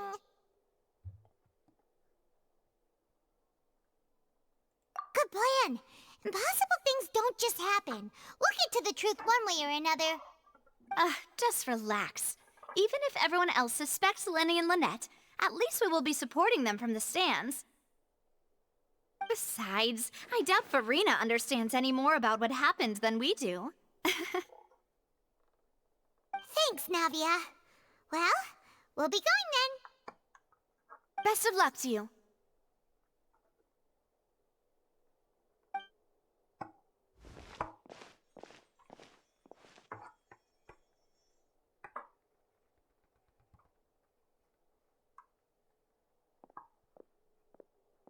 Ah, finally, you're back. Well, how did your investigation go? To be honest, you might be disappointed. No. We're already very grateful that you were willing to help. Well now, don't you all look disappointed. Don't tell me that your investigation came up empty-handed. That was to be expected, of course. The guilty can never produce proof of their innocence. But don't let that stop you. I shall be terribly disappointed should you, my most anticipated foe, concede so easily. Since both parties are present, I declare that the trial regarding the magic show incident is now in session. Firstly, in order for the audience to understand the causes and results of the incident, could we please have Mr. Linney explain the trick? Yes, of course. I will explain while Lynette demonstrates on stage. All the necessary items have been prepared.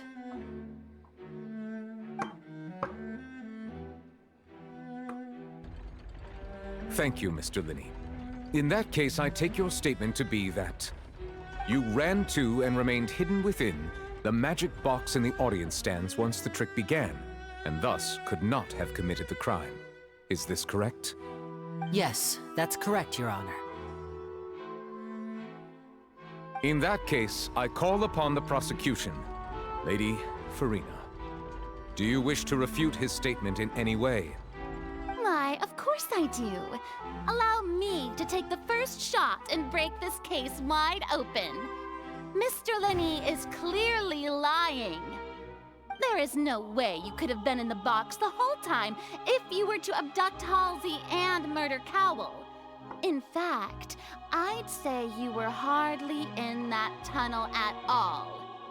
That is simply your hypothesis based on the presumption that I'm guilty. Oh, is that so? And if I may ask, what did you hear while you were inside your box? The roaring countdown of the crowd, of course. That's how I kept track of the time and built anticipation for the finale. And you didn't hear anything else at all? Nothing that might leave an impression of any kind? No, nothing. But when the count reached 30 seconds or so, there was a thud. One so loud that I believe practically everyone heard it. Huh? Hey, hang on. Something's not right here.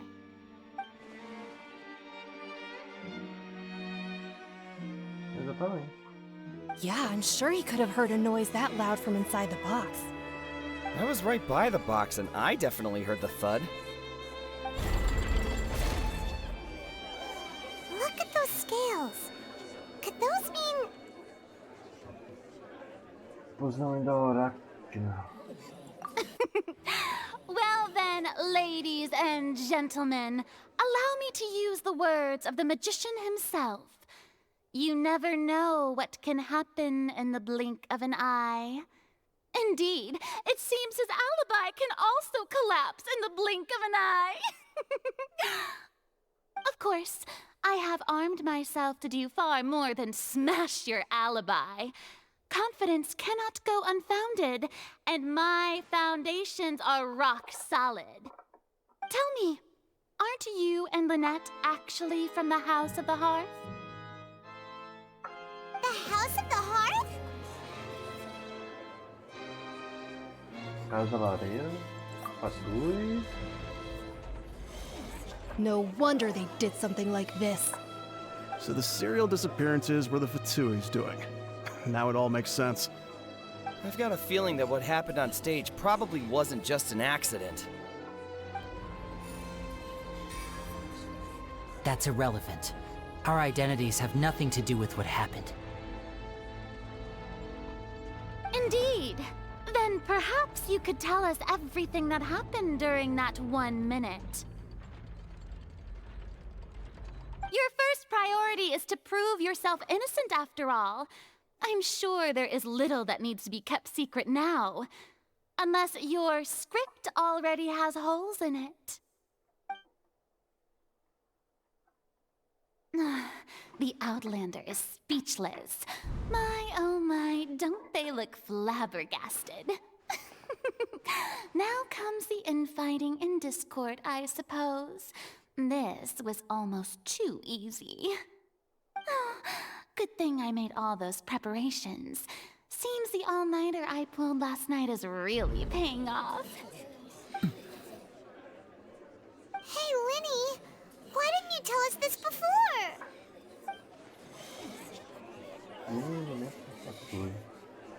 Order! Order! Mr. Linney, allow me to re-establish the facts. Lady Farina has raised 2 points. First, when the thud was heard in the Opera House, you were neither in the box nor the tunnel. Second, you and Ms. Lynette are both members of the House of the Hearth. Are these claims true?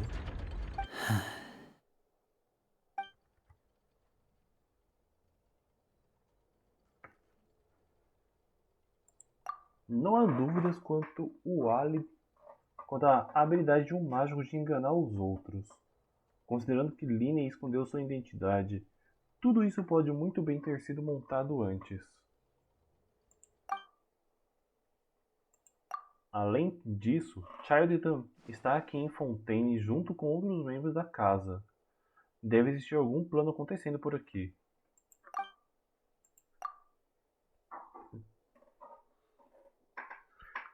Já fui vítima de um desses planos antes. E agora... Please answer my question, Mr. Linney. I'm sorry. Yes, they're true, Your Honor.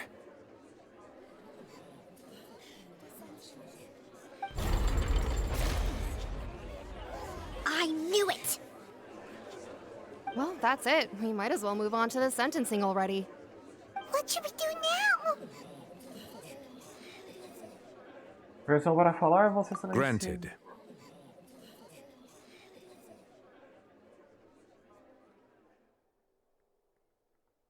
In that case, what is your request?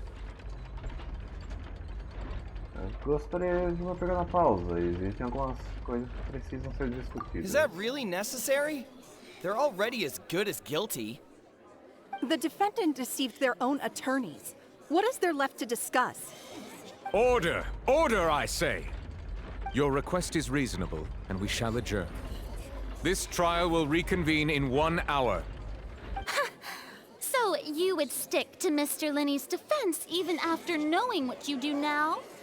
You certainly have more professionalism than I thought. In that case, my dear audience, let's allow the joy of victory to steep for a little while longer.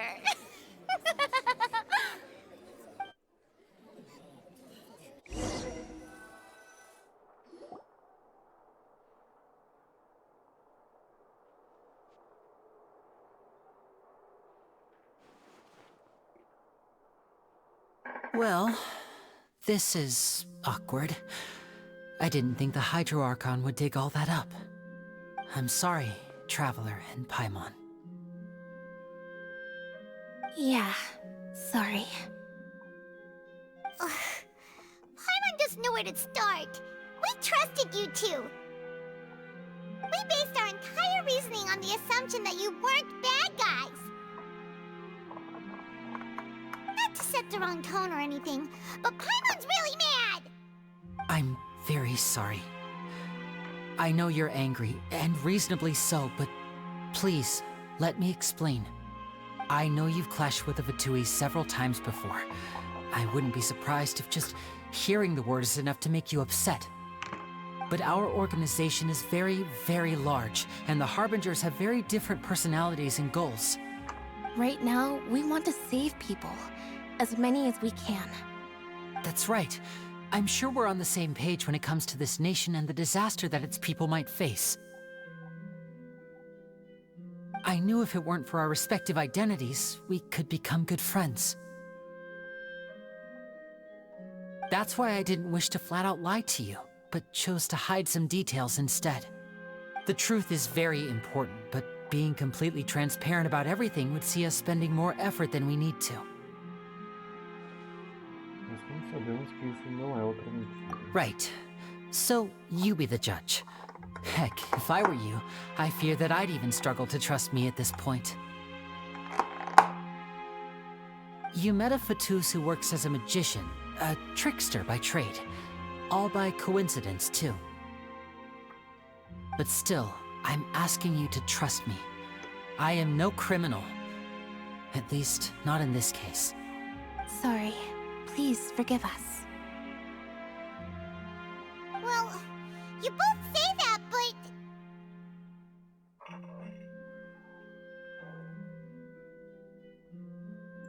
Right, let's hear your answer first, and no lies now! Of course. I'll answer any question you ask. We've been trying to find out how the Oratrice operates. We want to know why it has a consciousness. Why can it deliver sentences accurately?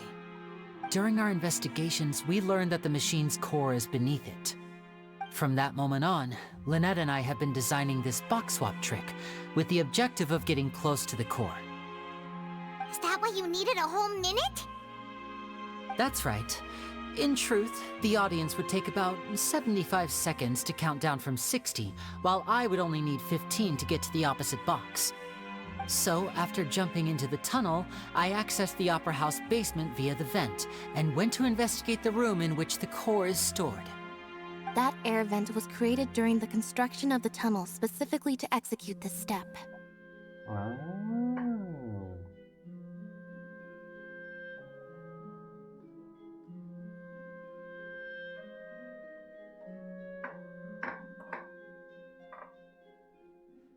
Well, nothing.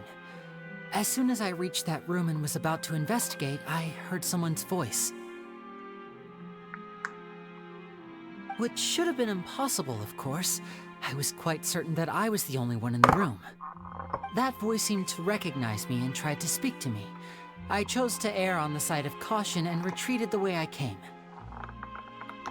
On the way back, I saw the broken vase and the clothes on the ground, but the countdown was almost finished, so there wasn't time to give it any thought. After that, the homicide occurred just as you saw.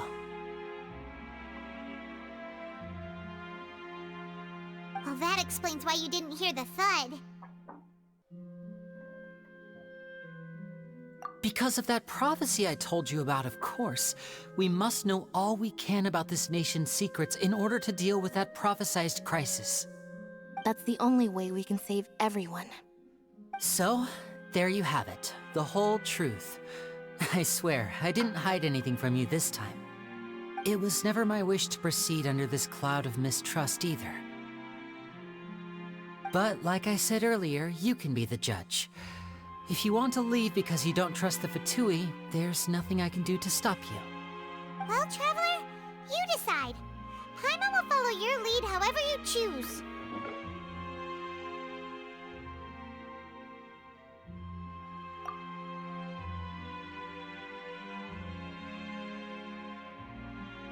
Okay, thank you. Thanks for giving us a chance. The current problem is that the scales are tipped pretty badly against you two.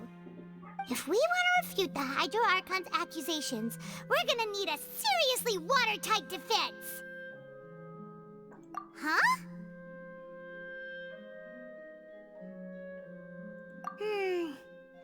Oh, Paimon thinks she gets what you mean.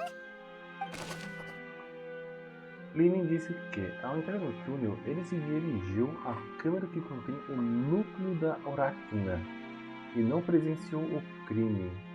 Por isso, não ouviu o barulho. Lynn diz ter ouvido uma voz misteriosa vindo da câmara que contém o núcleo da Arachna, dentro das estruturas subterrâneas da Ópera Eclase.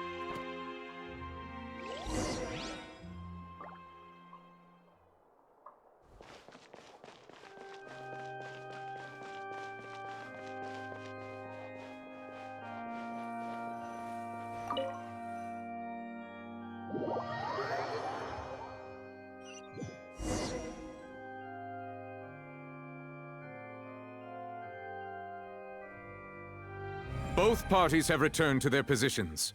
Let us continue the trial. When last we left off, Mr. Linney acknowledged the new evidence presented by Lady Farina as fact. Therefore, Lady Farina may continue stating her reconstruction of the events. Ugh, that took long enough. Now then, if everyone would lend me their attention. At this stage, let's revisit that scene from Linney's perspective. Baseado nos relatos das testemunhas, você pode encontrar parte de suas declarações que não têm fundamento. Use as evidências e pistas obtidas durante a investigação para refutar quaisquer série de eventos que não fazem sentido e substitua-las com novas inferências. Use suas refutações para convencer o público e obter mais apoio das pessoas. A Arachna vai exibir essas mudanças claramente.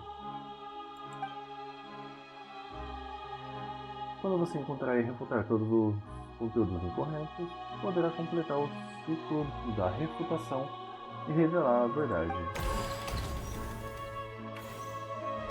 As the countdown began, he entered the tunnel.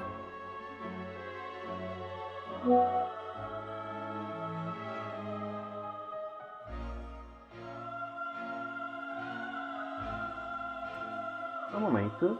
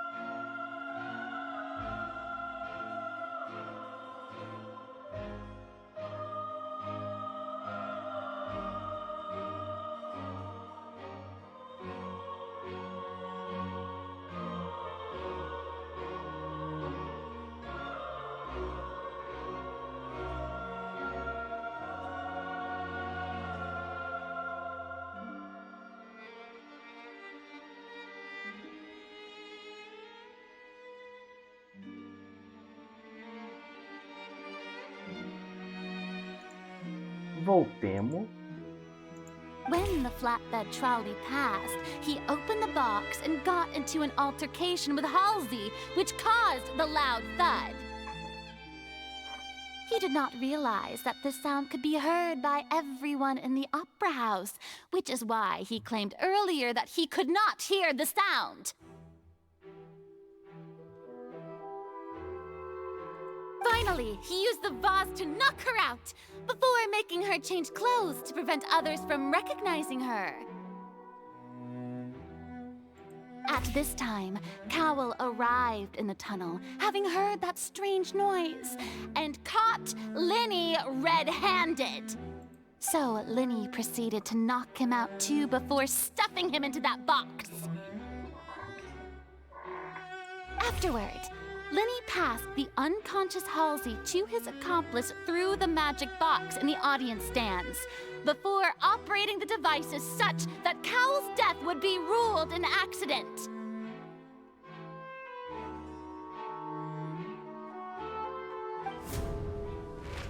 And there you have it. That's the truth behind what happened. Does the defendant's side have any objections to Lady Farina's description of the events? The key to refuting Lady Farina is the order of events, what Linny experienced and what he saw. Tá, fato, ele entrou no túnel.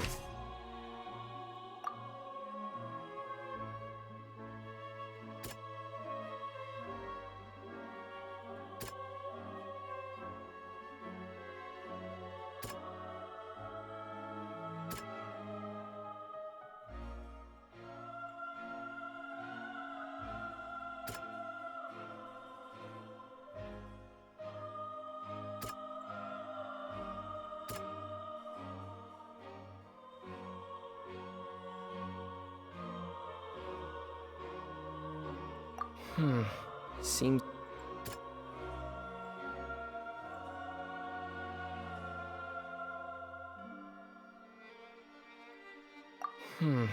Seems this won't...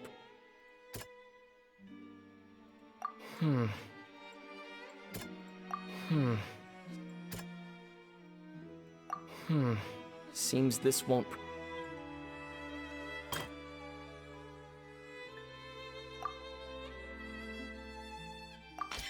According to Linny, he left via the vent after entering the tunnel. He couldn't have had that altercation with Halsey.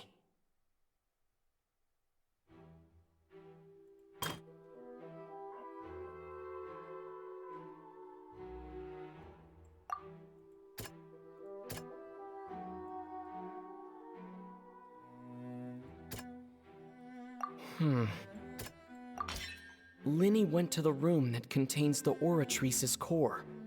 This is the actual truth.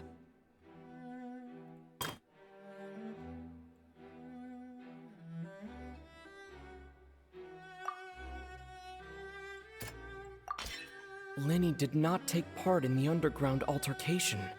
He only witnessed traces of the aftermath. Attention! Ace Detective Paimon has something to say! When the countdown started, Linny did indeed go into the tunnel. But he immediately used a vent to access the Opera House basement, which is where the underground core of the Oratrice is stored. Once he reached that area, he heard a voice in what should have been an empty room. Since he felt something was amiss, he returned immediately. The crime scene had already developed by the time he reached the tunnel again, and in order to complete the magic trick, he did not remain there for any length of time. Finally, he reached the surface, and that was when the accident happened from his point of view. Therefore, he's innocent!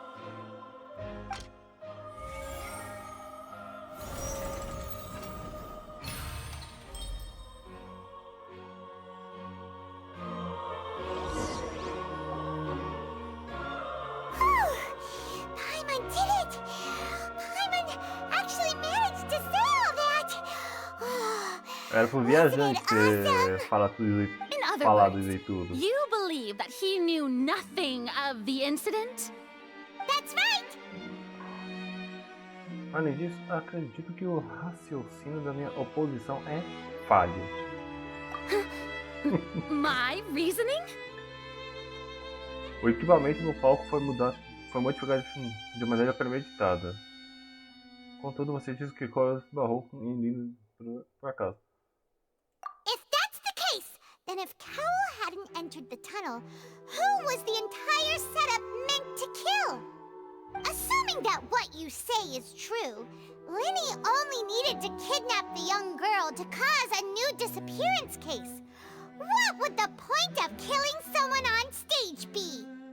Oh, they have a point. That's right, you tell them! And that's why they're partners of mine. They've managed to turn things around.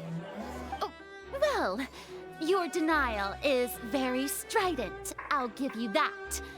But what proof do you have to back your claims? Não sei, né? Como você refutou o álibi de Lily inicialmente? Of course I do. If he had been in the magic box the whole time, how could he have not heard that sound? Why do you ask? You're saying that he wasn't?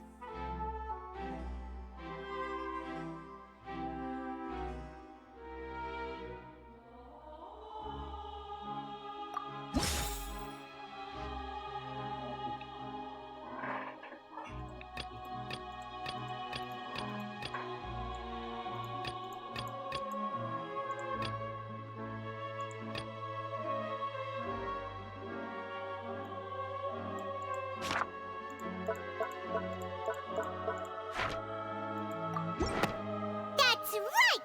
Linny wasn't in the box or in the tunnel. That's why he didn't hear anything strange during the performance.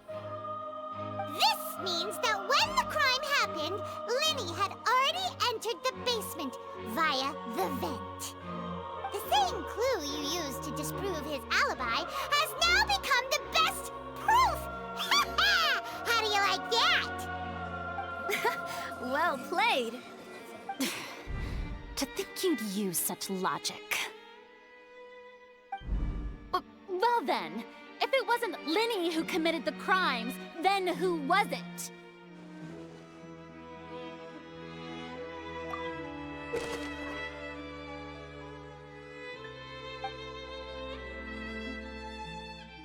Técnica posso preencher todas as engrenagens vazias para verificar a corretude de sua dedução. Se você cometeu erros, terá que realizar outra seleção entre as opções restantes.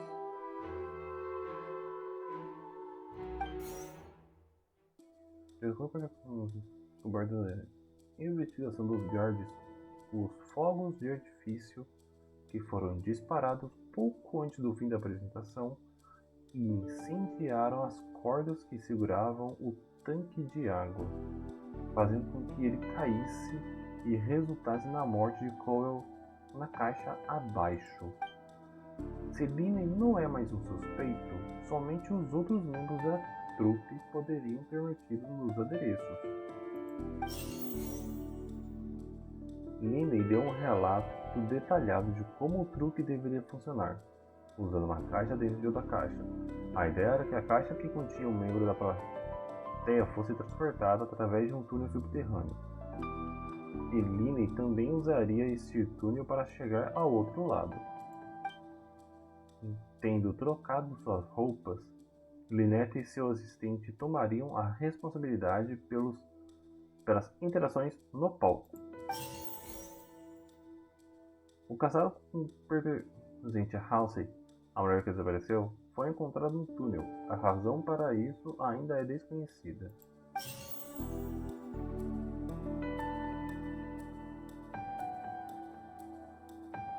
Could there have been a third person involved?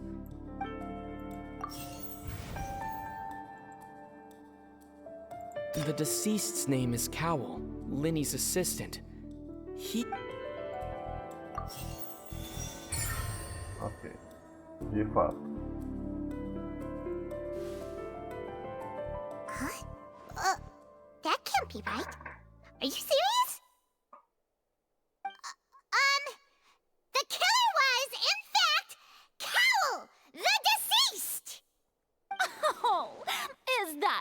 Oh, how interesting! Let's hear your reasoning then. What I must do next is recreate the truth. What Cowell did, and how he went from would-be perpetrator to victim.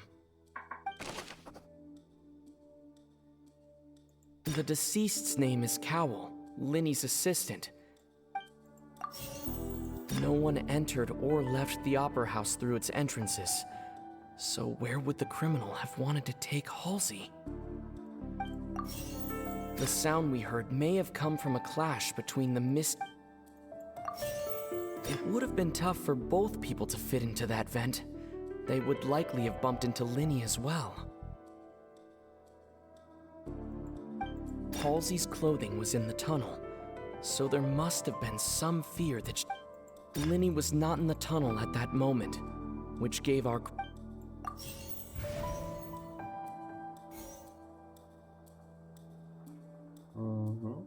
No one entered or left the The sound we heard may have come from a... The deceased's name is It would have been tough for both people to fit into that vent. The sound we heard may have come from a clash between the missing Halsey.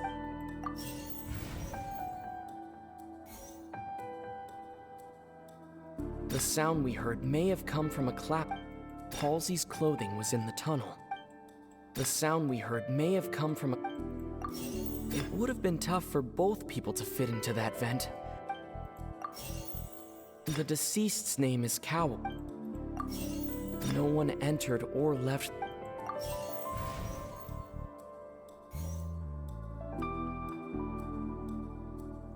Linny was not in the tunnel at that moment. The sound we heard may have come from a clash between... Halsey's clothing was in the tunnel.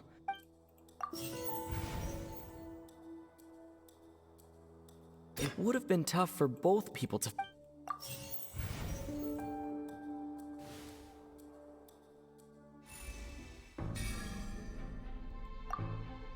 O criminoso deve ter entendido o truque por trás da mágica do Billy e devia estar em uma posição para modificar facilmente o equipamento. Deixando de lado como ele morreu, Cowell tinha todos os meios para cometer o crime ao dispor dele. O barulho estranho poderia provavelmente ter sido o som de Cowell e Halsey brigando. Linney não estava no túnel por um minuto. Isso teria dado tempo para Cowell trazer Halsey para fora da caixa mágica na área da plateia. Mas segundo o testemunho dos guards, ninguém entrou ou saiu da casa de ópera.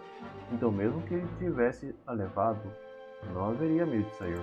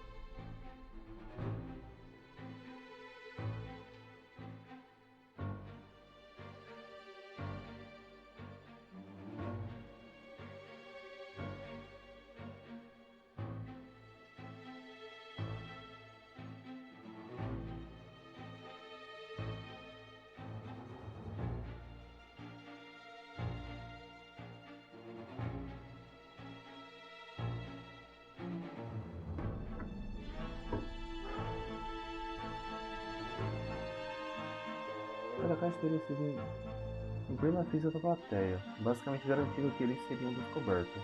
What's wrong, Traveler? Are you still having trouble figuring things out? Onde será que Halsey se meteu?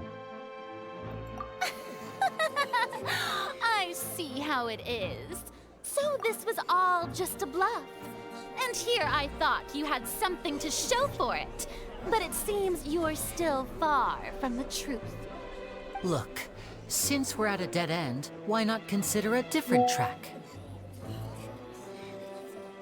Just like the trick as it transpired, the end result must have been utterly different from the magician's initial design.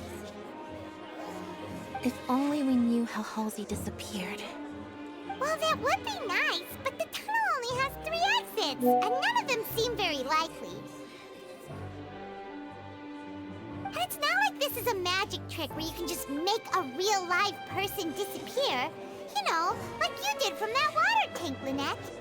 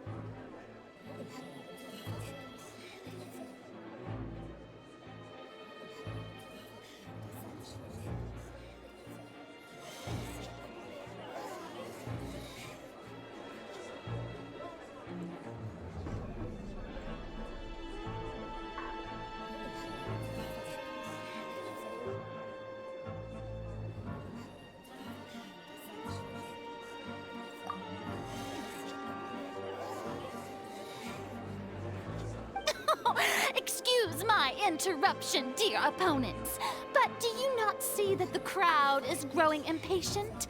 There is no greater sin in this opera house than an awkward delay in the performance.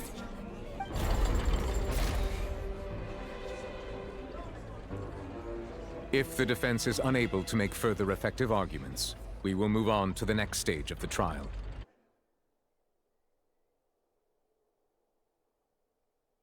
Alô, música? Alô, som?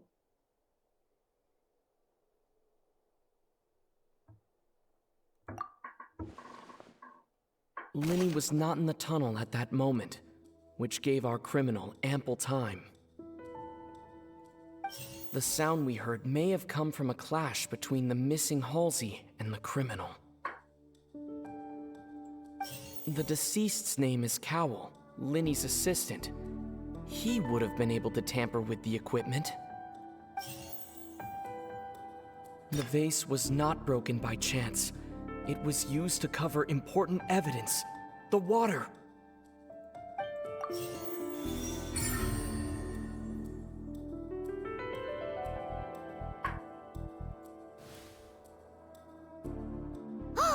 Paimon gets it! It all comes together if Halsey disappeared instead of being kidnapped. Lynette escaped from the water tank, vanishing gradually and leaving only clothes behind. If there's a similar method where a person could be transformed into water... Just a moment, please. I do hope you know how preposterous you sound at the moment.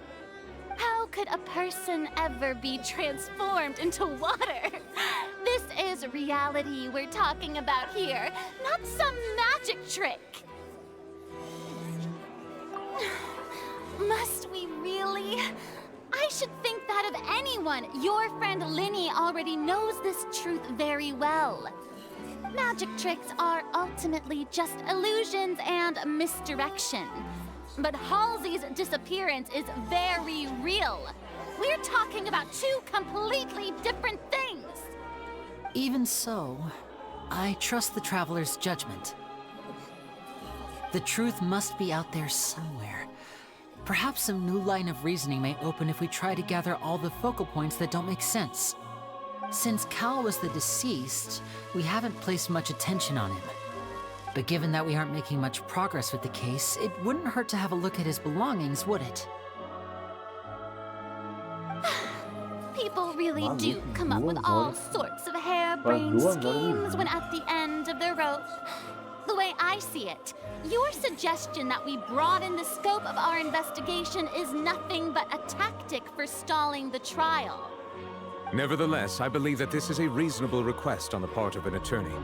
Since the trial does indeed appear to be at an impasse, I believe that additional evidence may help us make more progress. Guards, please step into the lounge and examine the personal effects of the deceased Cowell.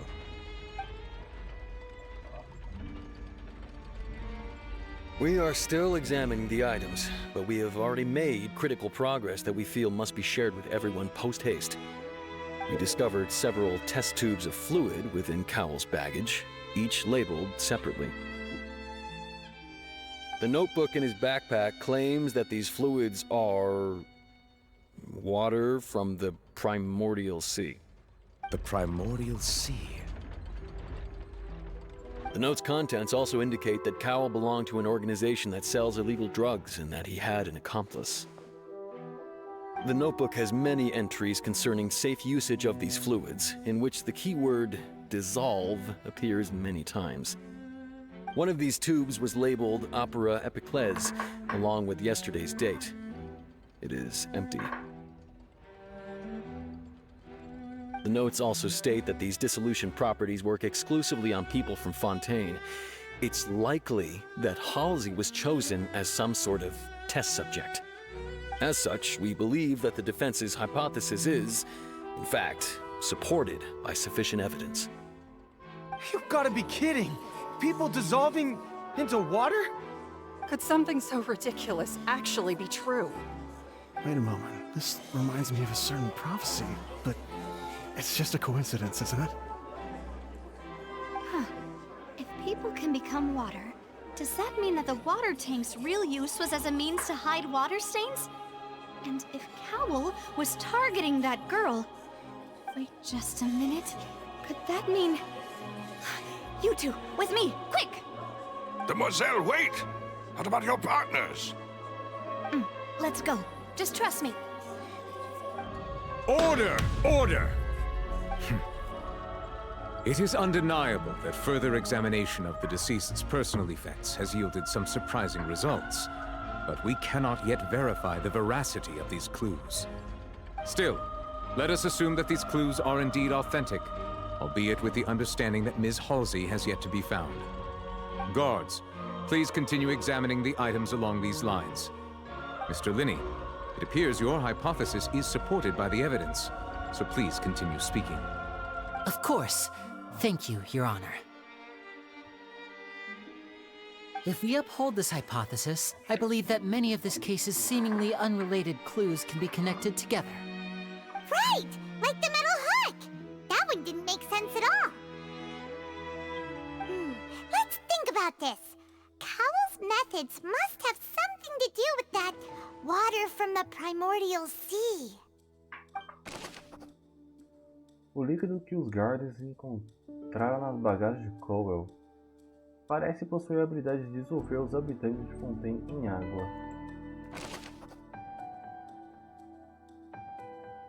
The rope that held the water tank up was lit by the fireworks and snapped. The deceased's name is Cowell. The water from the primordial sea.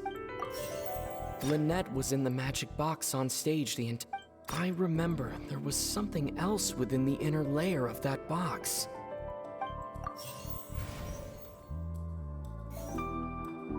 Now it seems like the hook... The deceased's name is... Now it seems like the rope that held the water...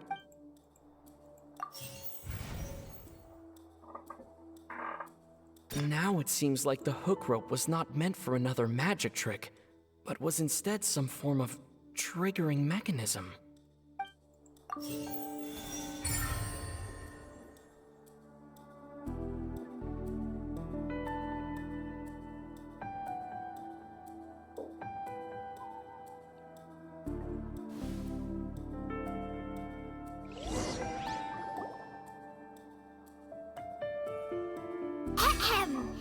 It's Detective Paimon's time to shine again!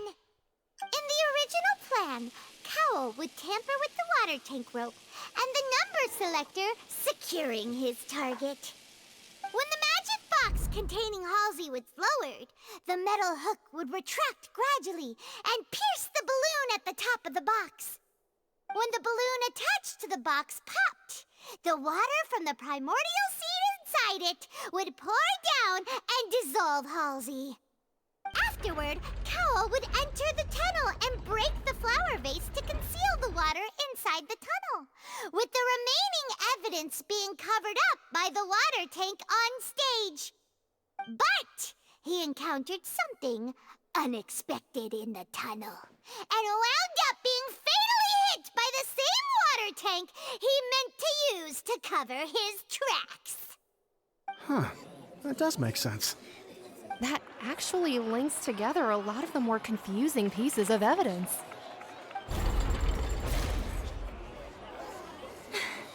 Oh dear, what do I do? Even I think they sound convincing now. Have I falsely accused an innocent person? What a humiliation. Frina. Now, it seems like the only point of contention remaining is the exact circumstances that led to Cal's death. His notes mentioned he had an accomplice who could be related to the situation. On that note, the guards have just contacted me indicating that they uncovered new evidence. I shall now invite him on stage to share it with us. Thank you, Your Honor. We were just inspecting the luggage of the other people involved in this case. And we found an identical sample of the water from the primordial sea among Linny's personal effects. What? That can't be. Oh, I see. Well, how wonderfully comedic to have your own counterattack only to come back and wound you. Does this not clear all doubt? My dear citizens, my loyal audience, allow me to present my reasoning and bring this performance to a swift close.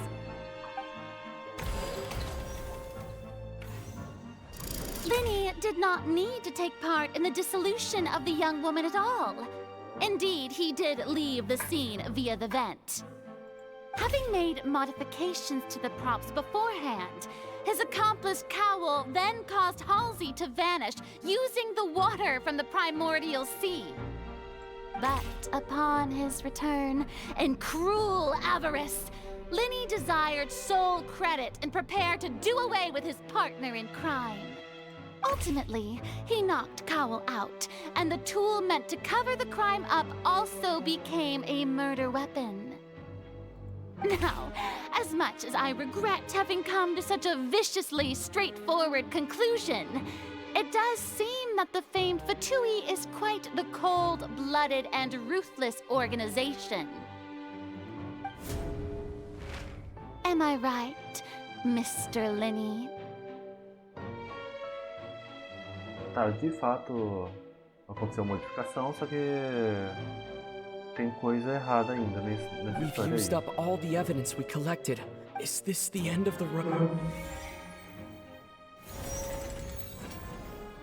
Oh no! Paimon can't think of anything either. It doesn't look like there's any way around this. Seems using the water as new evidence was too good a move. Why did this have to happen now? I think we've all seen enough now, and we have ample witnesses to my flawless reasoning. I believe this is indeed the finale.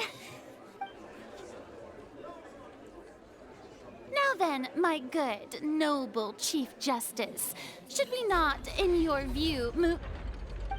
Excuse me, everyone, but I must interject. Miss, I must ask you not to shout and to respect the ongoing legal proceedings. Oh, come on. Don't be hasty. I have a good reason for interrupting, you know. Now, would anyone here like to take a little break from all this debate and see a little magic? I'll show you an amazing trick. One that can bring a young woman who has disappeared back in the flesh, right before your very eyes. Please, do the honors, Mr. Linny, if you would be so kind. What in the world is she saying? No offense, miss, but miracles like that are beyond my scope as a magician.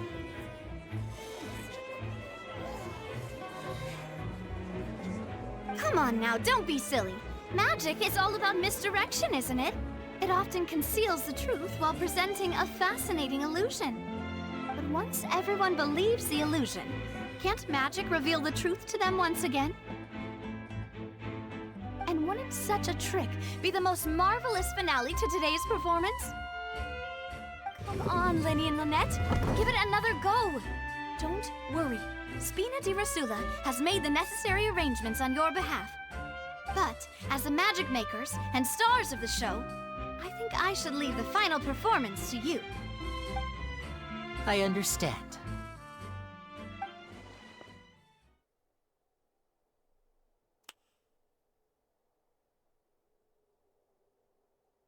And voila!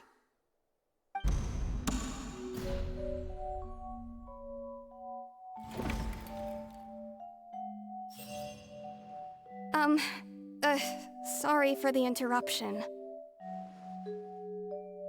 Wait, isn't that Halsey? So the whole thing about people dissolving wasn't true after all?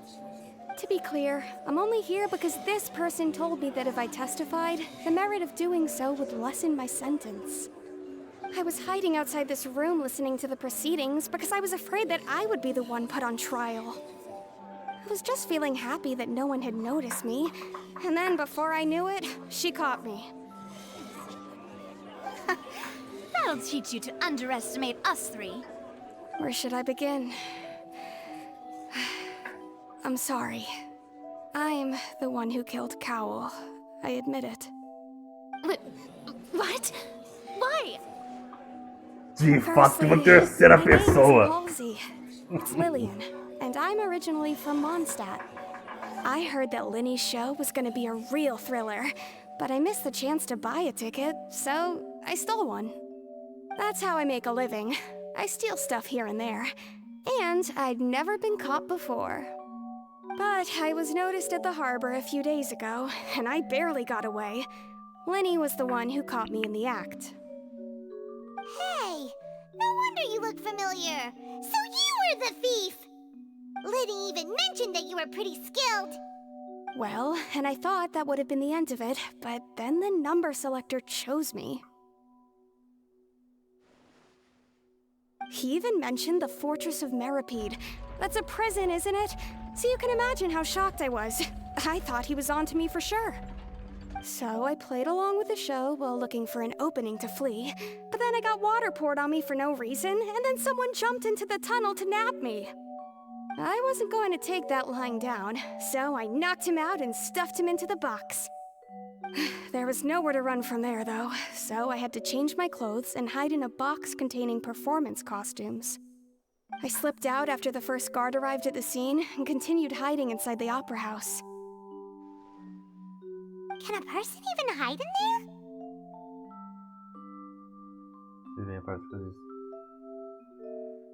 But I swear I didn't know that the water tank would fall down. Really, I swear it. Had I known that, I wouldn't have put him in the magic box. I may be a thief, but I'm no killer. Well, that makes everything pretty clear now, doesn't it? This time, we need to tell the entire story from Lily-Ann's perspective.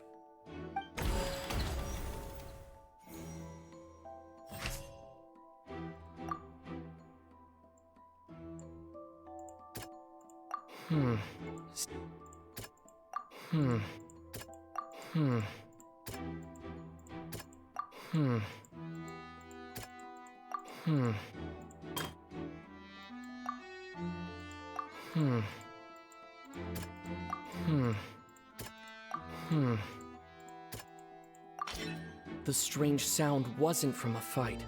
It was Lily-Ann's attempt to break out when she was frightened.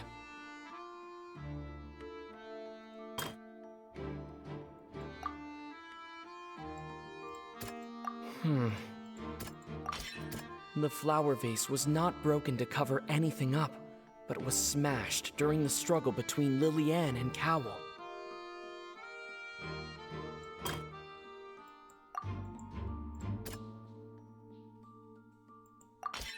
Lillian was afraid that she would be recognized if she left, so she changed clothes and hid, biding her time. Just what one might expect of an experienced thief. And it's Ace Detective Paimon time! Having been selected out of the blue, Lillian panicked. Her panic only intensified after she entered the tunnel and had water poured on her head. So she kicked the door open, producing the thud we all heard.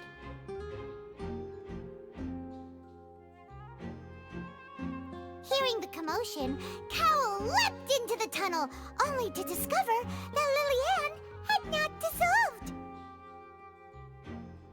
He did not know that Lillian was not from Fontaine, but was a thief who made her way in by stealing a ticket. Mistakenly believing that the water from the primordial sea needed time to take effect, he tried to force Lillian back into the box. The two broke the flower vase during the struggle, but Lillian came out on top, knocking Cowell out and putting him in the box. With no way of escaping, she changed her clothes and hid in the costume trunk until the performance ended.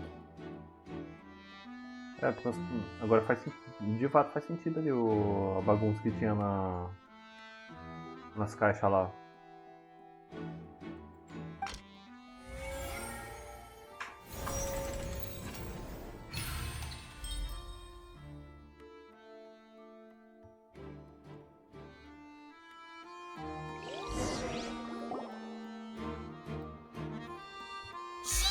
That she would have to go through guard inspection if she tried to leave afterward. So, she has been trapped in the Opera House these last 2 days. She had already become desperately hungry by the time we were chatting over macarons. So, she swiped 2 of them right under our noses. Talk about a sneaky thief. At this point, all the events that happened in the tunnel have now come to light. Ah, so that's the whole story. Bravo! Bravo! Now then, Lady Farina, do you wish to speak against the defense's statements? Please answer the question, Lady Farina. Also, if I may add, the trial has not yet ended. As such, I request that the prosecution not leave the room before the proceedings have concluded. What, are you reading my mind now? No, I have no further arguments. I admit defeat. But really, could you at least have left me with some dignity? Wow, look at that! She's like a deflated balloon now. If there are no objections, then as the Chief Justice of Fontaine, I shall once again repeat the full sequence of events. The actual perpetrator of the serial disappearances, Cowell, selected his next victim from the audience reservation list. With some modifications to the selector, he could ensure that the pre-selected young woman would be chosen. To cover up any evidence while committing the deed, Cowell thought of allowing the water tank to fall, which would conceal the water left behind after the young woman was dissolved. He also tampered with the rope suspending the water tank, using the fireworks at the end of the performance to cause the tank to drop and hide the watermarks. He poured the water from the primordial sea into a balloon during the preparation of the magic box and stuck it to the box's lid. Finally, he passed the prepared hook on a rope through the gap in the magic box's door when bringing the young woman to said box. When the magic trick officially began, the box containing the woman was lowered into the tunnel, tightening the hook rope and bursting the balloon containing the water. If all had gone to plan, the young woman would be dissolved at this time. However, Lillian was not from Fontaine and thus fled the box with a loud noise. Realizing that there was trouble, Cowell entered the tunnel and met Liliane. Thinking that the waters had not yet taken effect, he decided to proceed. However, his opponent was more capable than he thought, and he was overcome, knocked unconscious, and placed into the magic box, and thus became his own final victim. Liliane, according to her own statements, then changed clothes and hid until the performance ended, before hiding in other parts of the opera house. As for Linny, he was in the underground structures within the opera house, and was thus ignorant of these happenings. From this reconstruction of events, we can conclude that Linny, the accused, is in fact innocent. While there is much in Linny and Liliane's conduct that should still be investigated separately, this case, at least, can be handed over to the Oratrice to make the final decision.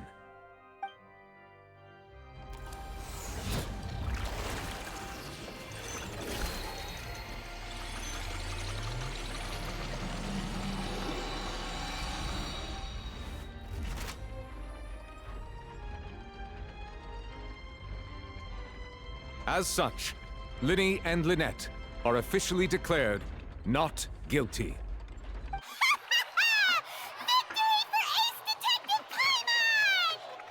Great work, partners. Thank you all. Thank you so much. Next, I think we deserve an explanation, Guard Vaughn. How did you find the water from the primordial sea in Linny's baggage? Right! Your discovery caused me to make a serious mistake, you know. Or was that not a discovery, but false evidence that you dared to bring before this court? I suspect that the accomplice mentioned in Cowell's notes was not Linny, but you, yes?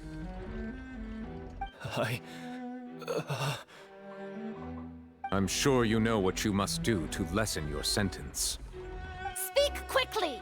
Unless you want to earn yourself a one-way ticket to Coupon Town. I was just following orders. We were supposed to place blame for the serial disappearances onto Linny, and thus cause suspicion to fall on the Fatui. The higher-ups said this was the best opportunity to do so. And now that your plan has fallen through, and the secrets of the water have been revealed, you have become a liability to said higher-ups, yes? Therefore, you would be wise to tell everything you know, and seek the protection of the guards. Yes, I'll tell you everything I know. Our boss discovered that the water can cause people to dissolve. It can also be made into a potion, which when extremely diluted, can cause people to experience unforgettable exhilaration. We've been in this business for a while now, and have made decent mora off it. The disappearances were also the boss's idea. I mean, this is the boss we're talking about.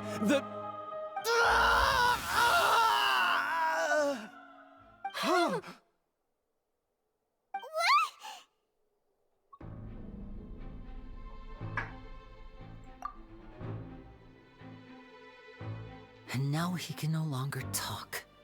Such ruthlessness. I shouldn't have expected any less of them. An outrageous act. All present, please submit to inspection immediately.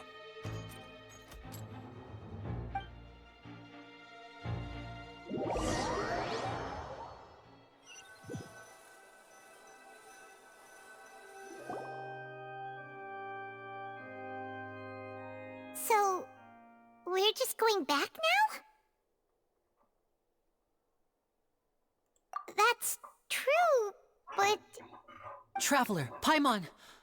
Please wait.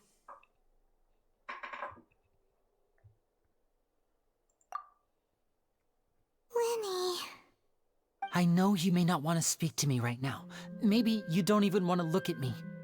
But still, let me thank you again for defending me to the end, even after you learned that I'm a member of the Fatui.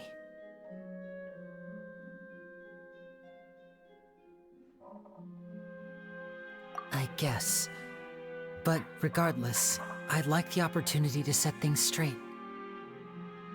I didn't approach you with any ulterior motives or ill intent. I've spoken to you as myself, just plain Linny this entire time. As for why I'm a Fatus, it's because the goals of the House of the Hearth align with those of an orphan like me. That's all. That was how Father, who you might know as the Knave, approached recruiting us back then too. The Knave? The one who controls the House of the Hearth? She's your father? That's right. And since we're here, I was wondering, would you mind hearing a story? It's about my past. Back when our parents first died, Lynette and I were left wandering the streets. To survive, I took to surreptitiously observing an older street performer who did magic. It took me several days to figure out how he pulled off his amazing tricks. I took my sister through several streets until we found a crowded corner, and we began to perform magic tricks there. To my surprise, we proved to be pretty popular, and we could at least stop worrying about where our next meal would come from for a time. But I didn't want my sister to remain a street rat together with me forever. Before long, an aristocrat came to me and claimed that he wished to take us in after watching my performances. So you went from orphans to nobility just like that? That was how we felt at first too. As if fate was on our side and we could say goodbye to those painful days. But I gradually discovered that while we were called foster children, he was really after my talent for magic tricks. He would constantly take me to all sorts of banquets to garner attention, which he would then use to expand his social circles. That doesn't seem too bad either. Better than roaming the streets at any rate. It took a while for me to realize just how dark his heart really was. After one particular performance at a banquet, I discovered that Lynette was not on the same return vehicle as me. I waited a long time after we returned home, but she did not come back. I went to that noble's bedroom and asked him about her whereabouts.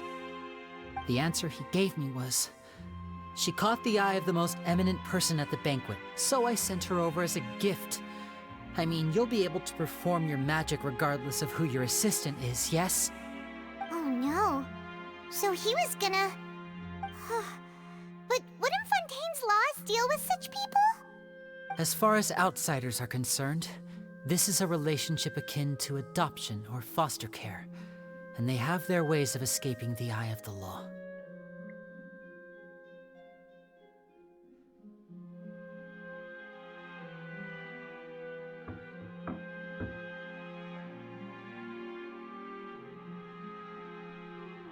I managed to ferret out the location of the mansion of that so-called eminent person and hurried through the night. But by the time I leaped over the walls, avoided the guards, and made my way in, all I saw was the moonlit ground covered in blood, and the knave standing there in the darkness. So, she'd already taken care of that guy. That's right. She had rescued my sister before she could come to any harm, and had even discovered several girls hidden in a basement, all of them orphans. Father, I mean, the knave, might have seen something in me, and so she made me an offer. The House of the Hearth welcomes you, for your interests align with ours. Here, none will ever betray you. Indeed, betrayal shall never be permitted here. I was hesitant to trust her. I mean, I had just been betrayed by nobles. But she was also quick to destroy the noble who had taken us in at first, giving us back our freedom. Oh, so that's how the two of you joined the House of the Hearth. She has her own plans. She has gained permission from the Tsaritsa to first use the Gnosis's power once she obtains it. She plans to use it to find a way to break the prophecy and save Fontaine. So, she believes in that prophecy too? That's right. The whole House of the Hearth is currently working to combat that crisis. Today's case has also proven that people from Fontaine can indeed dissolve into some sort of water, thus further supporting the prophecy. All of us house members here, Lady Arlecchino herself included, are from Fontaine. we won't give up on defending our homeland. Arlequino agora ela tá sendo citada. No início até, né? Isso vai ser interessante. Vamos ver. To us orphans, the only connection we have left to this world, apart from our family, is our homeland. So, from small deeds like distributing magic pockets to huge schemes like stealing a gnosis, everything is aimed at dealing with that prophecy.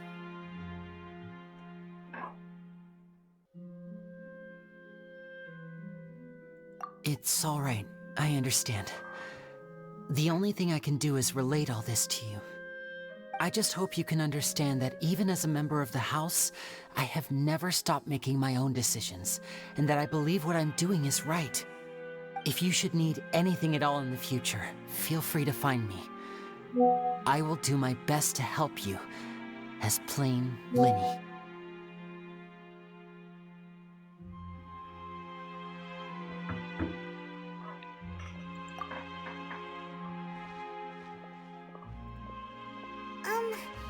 Bye, Linny!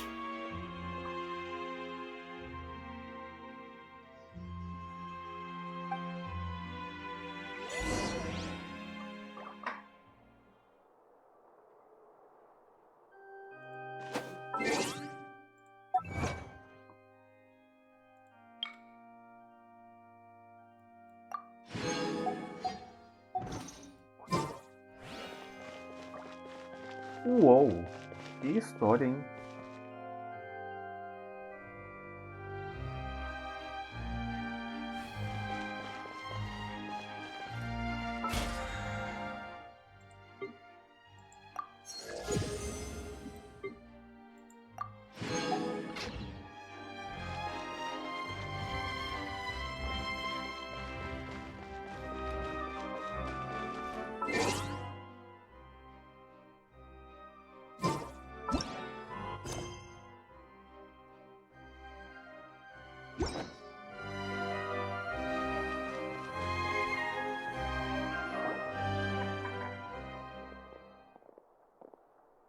Hey there. What was with the disappearing act you pulled right as the trial ended? Were you looking for us,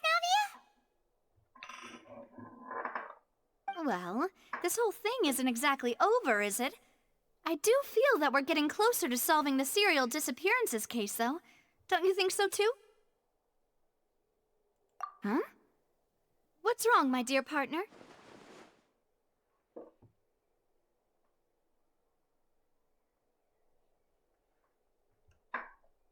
Besides, are you sure we're the ones who can crack a case that's been cold for decades now?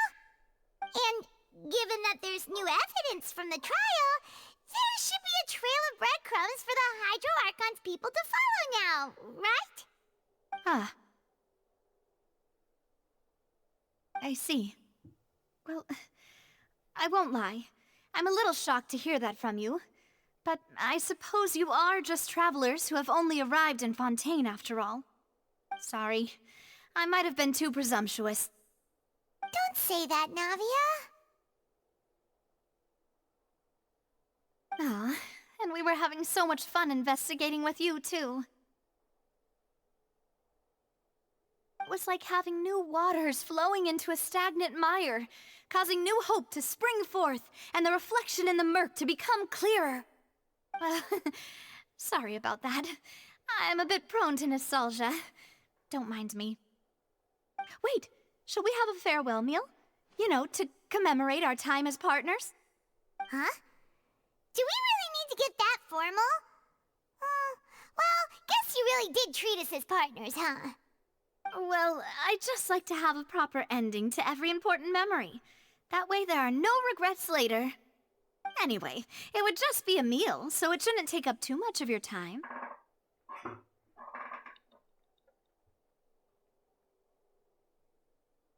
You don't have to twist Paimon's arm. If Boss Navia's treating, count Paimon in! Oh, wonderful. In that case, why don't we return to the court of Fontaine and head to the Hotel de Boer? I believe we'll make it just in time for dinner. All right then, let's have our farewell meal.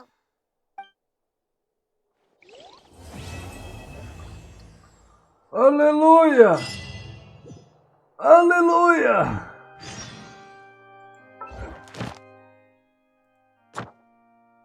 Aleluia, essa bodega tá completa!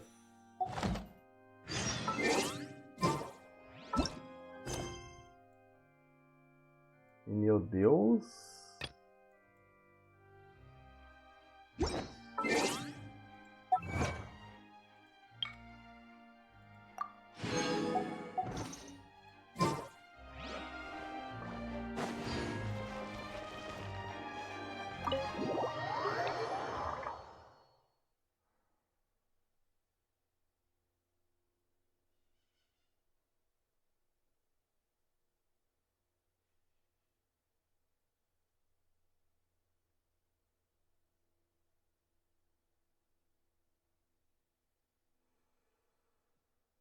Meu Deus, mano, quase 3 horas pra finalizar isso aí.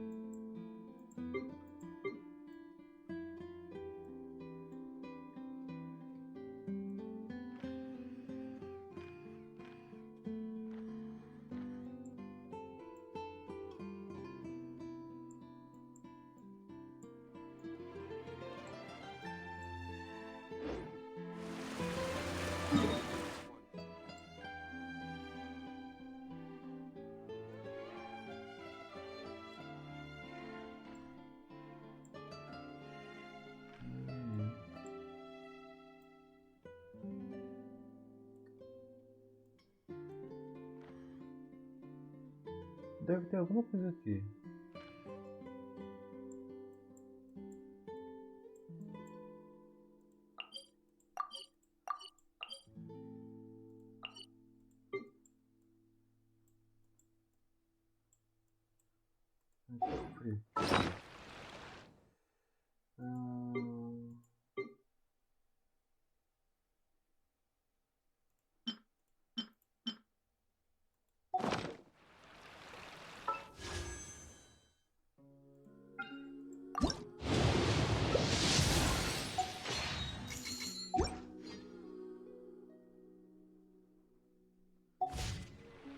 Quando que o báculo de Roma vai estar vindo? Meu Deus! Jogo!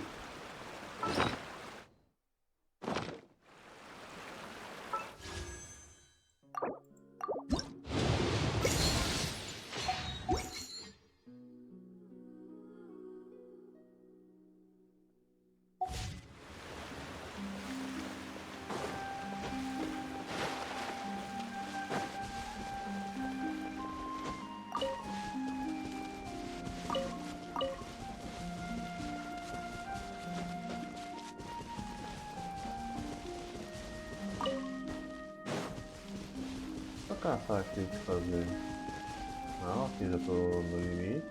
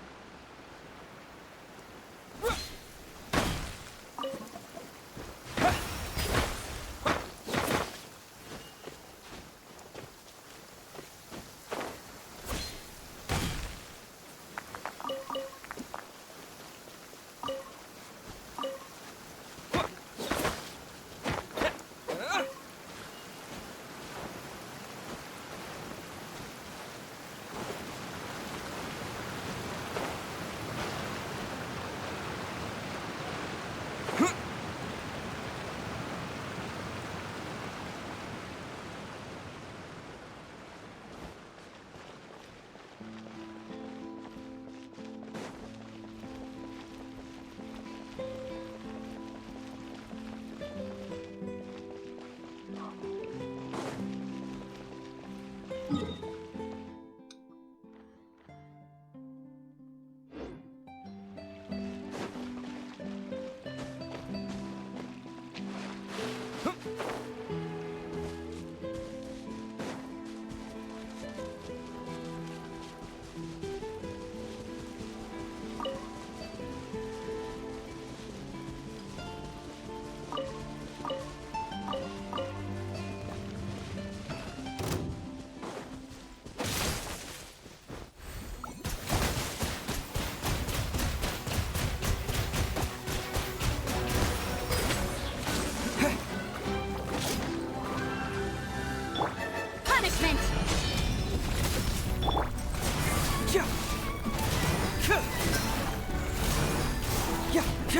Absorption test. Animal test 6308. Cyclone! Yeah, bring it on!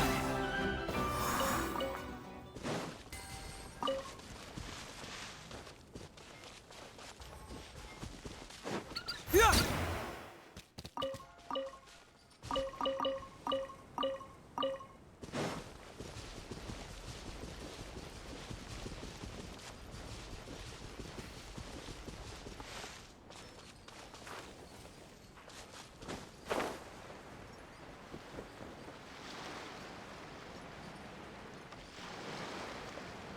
Só isso, né?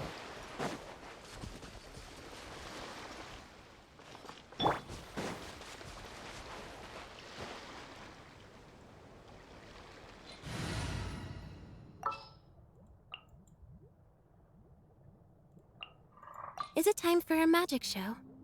E aqui, botar ela.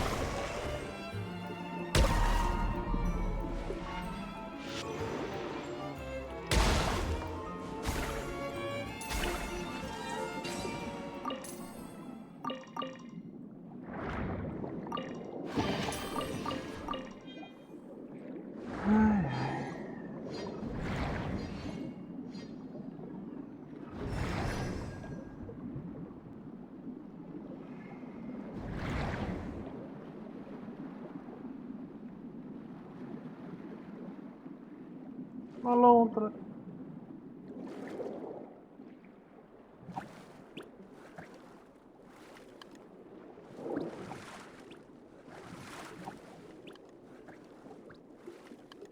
Meu Deus, surgiu outra. Mais uma.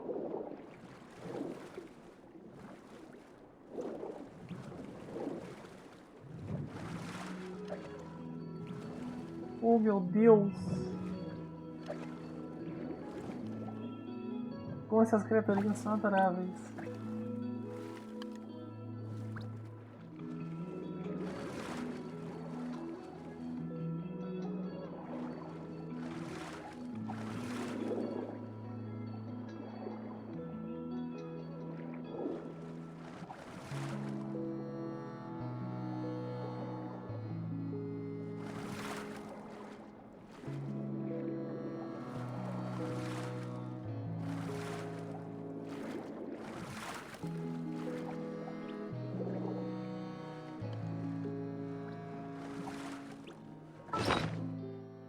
Ai meu Deus. Ai meu Deus.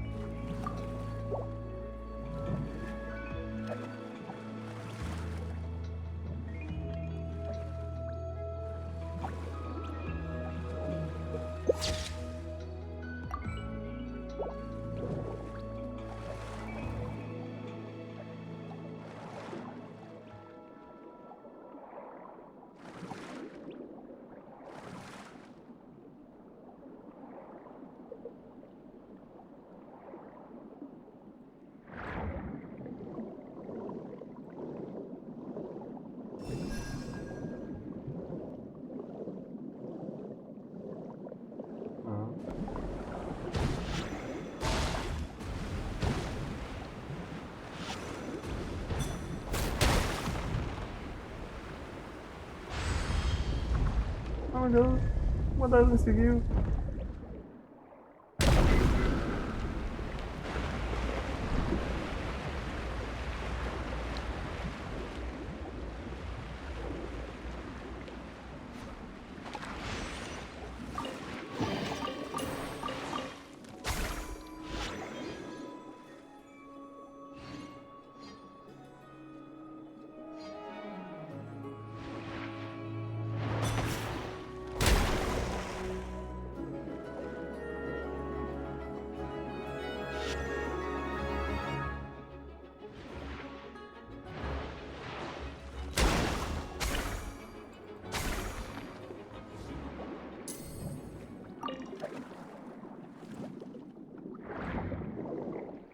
Pode ficar as redes ainda?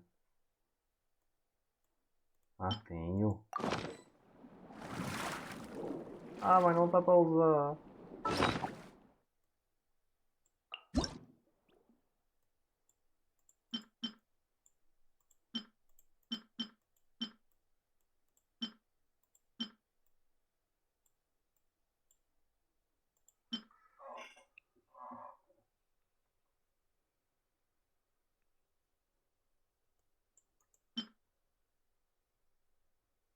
Ai meu Deus.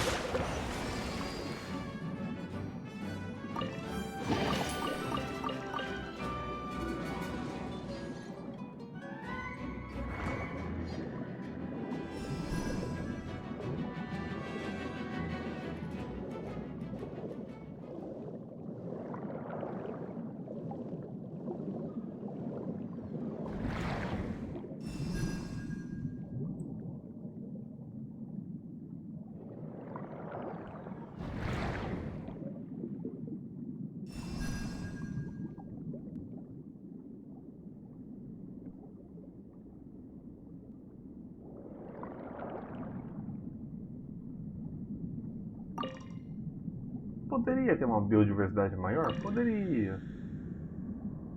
Só tem basicamente peixe, caranguejo.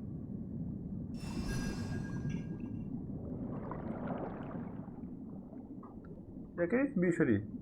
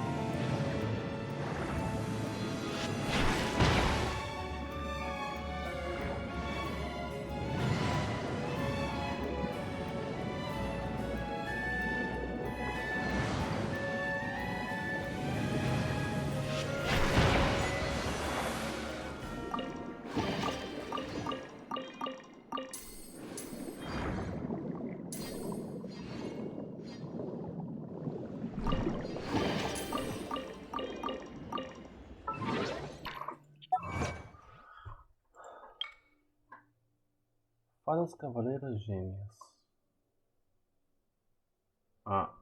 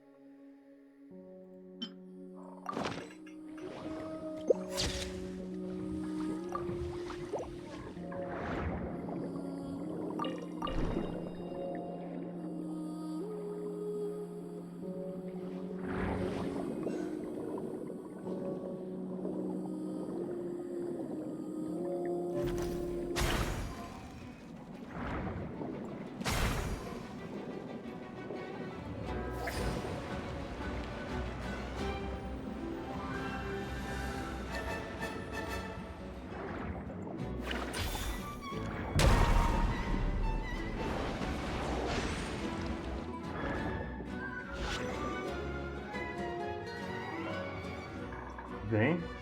Vem. Calma.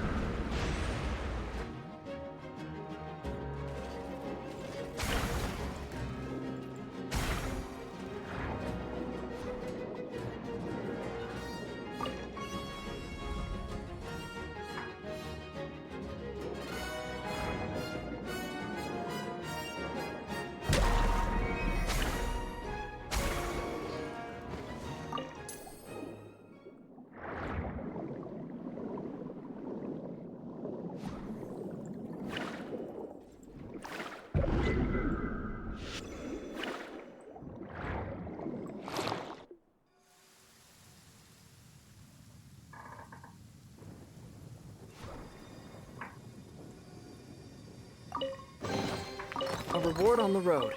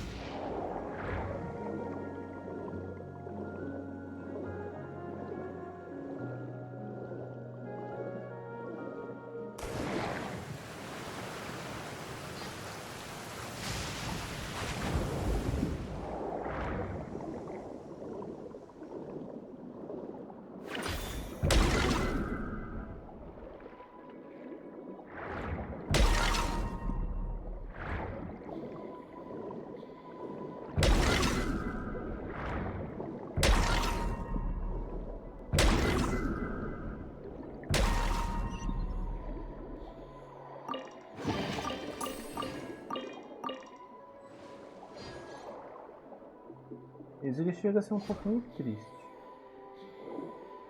Pô, tem só isso daqui e duas carapaças abandonadas.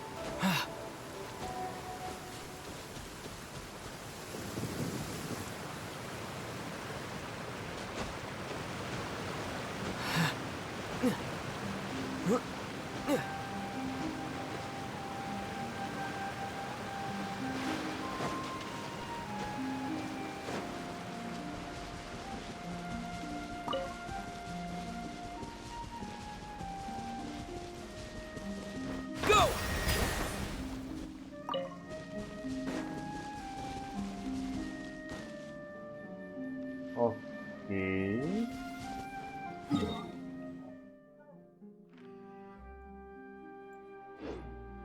Beleza, aquela torre não tá disponível.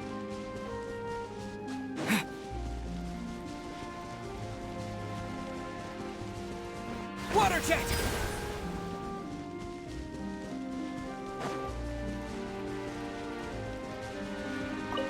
How about we explore the area ahead of us later?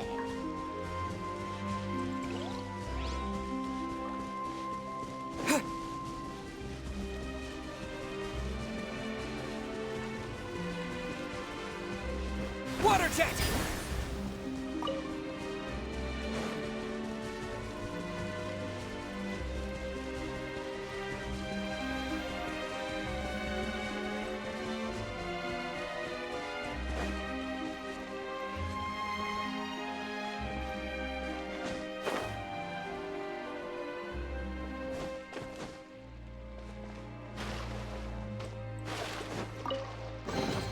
A reward on the road.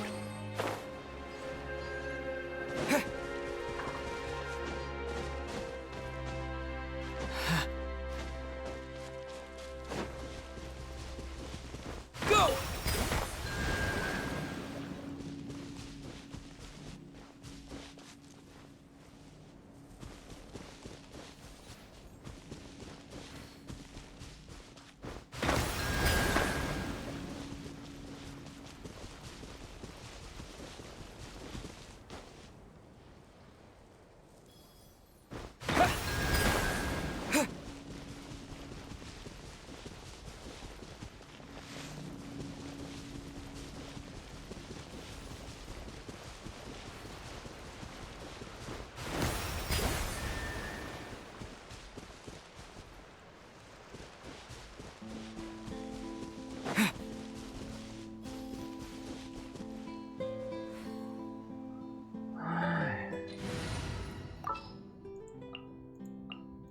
Keep your eyes wide open.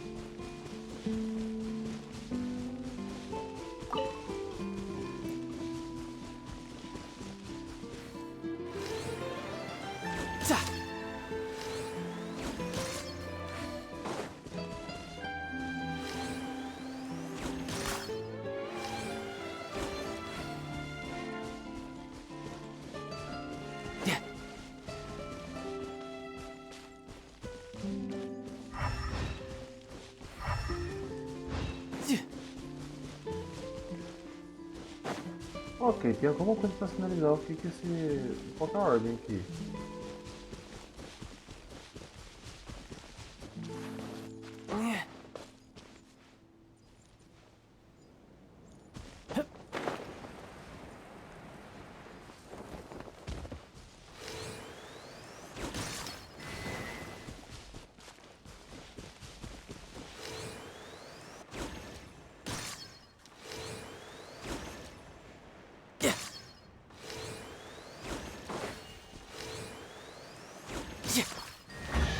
Ah!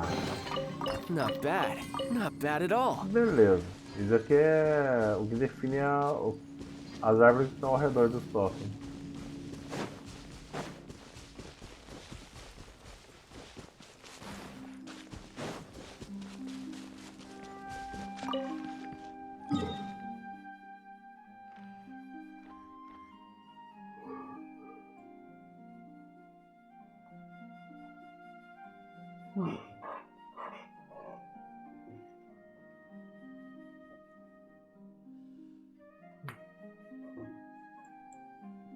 Meu Deus.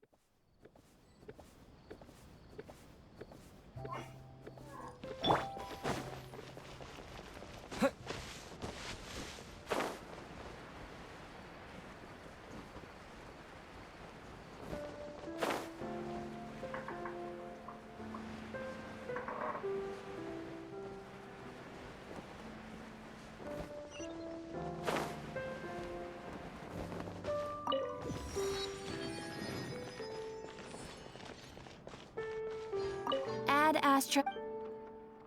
Thank you for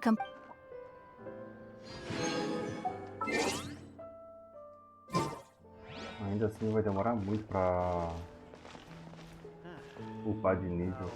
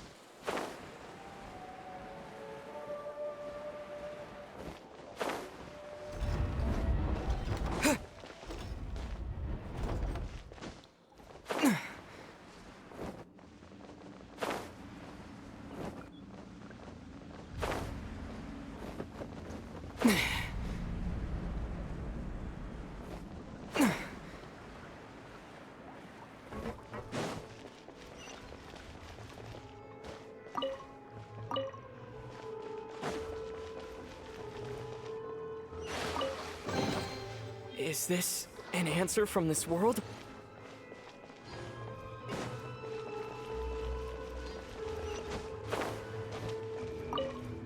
Por que os voos não podem ser assim? Você pega aí já. Não tem que pegar mais. Já não tem que pegar mais nada.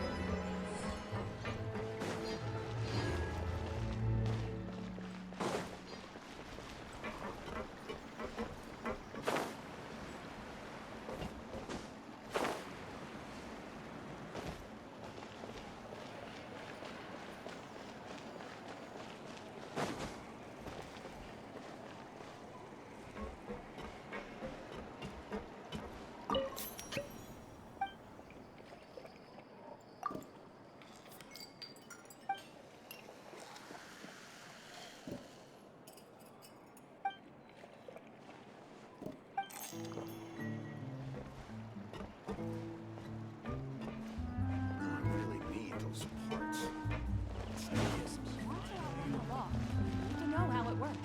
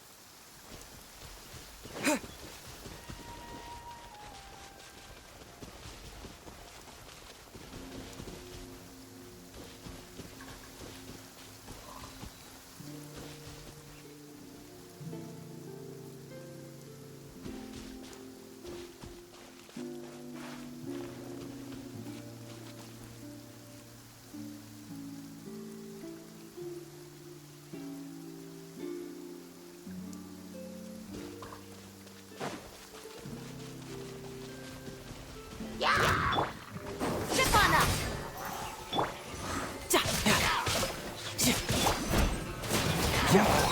Get moving!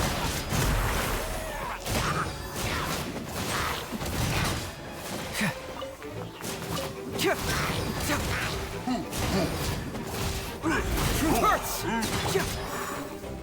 Over here! Confess! Bring it on!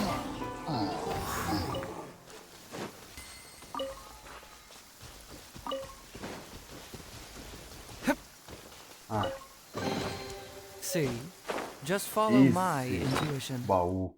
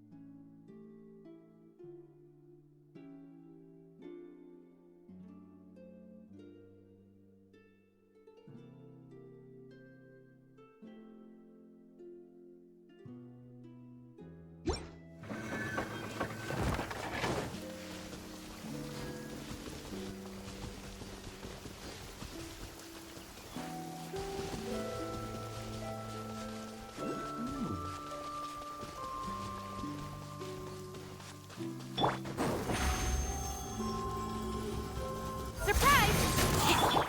Water jet! Yeah!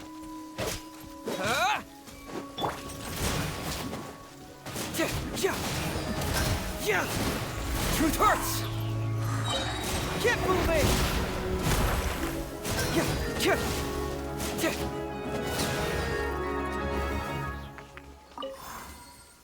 Deve ser esse negócio aqui.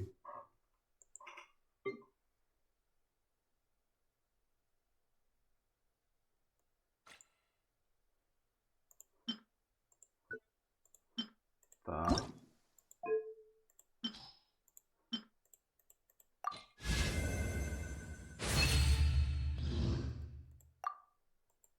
R$120 pontos.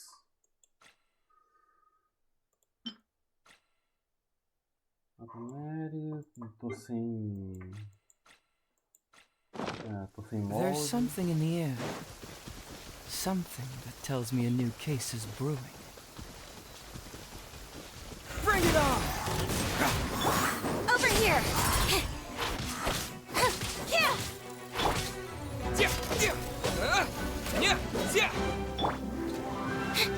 Let the magic be... Cyclone! Zip on us! Truth hurts!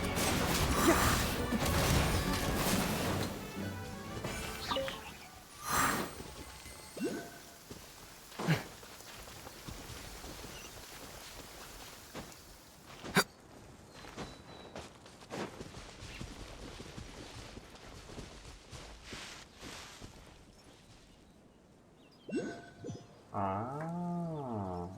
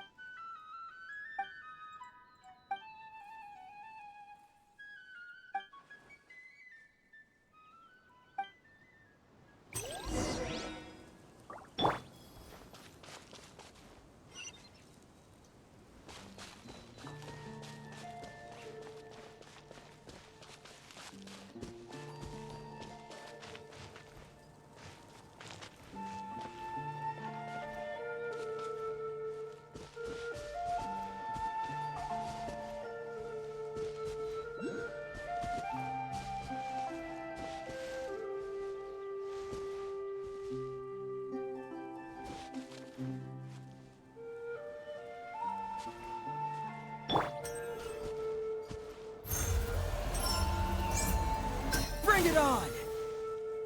No.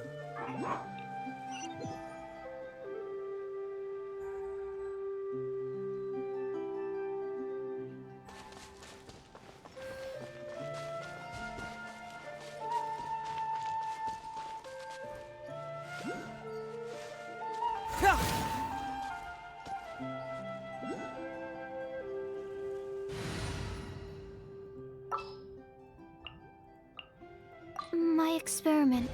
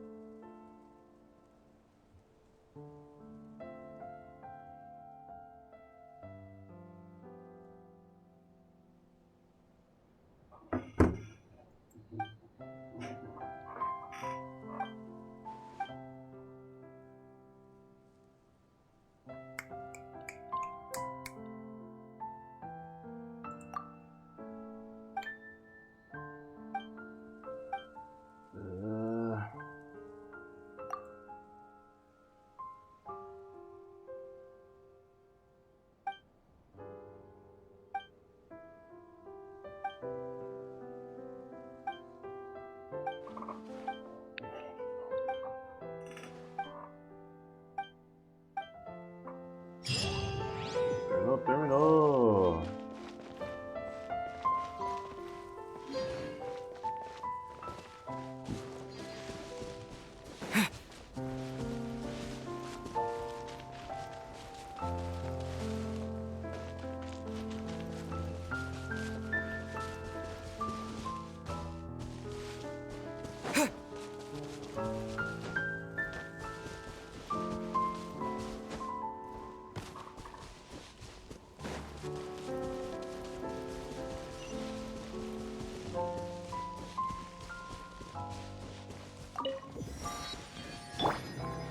Eu avistei. Opa! Pegar aquele negócio ali que é mais importante.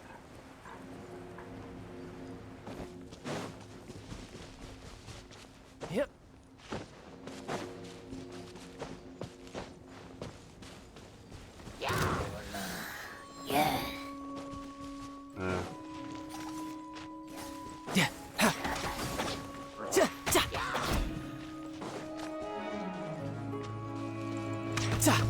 You can run, but you can't hide. Tidal wave.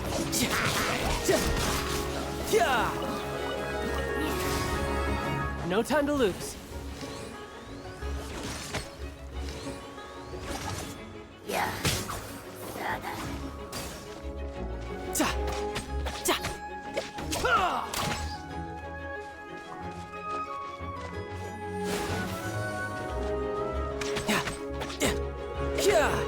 É um balão.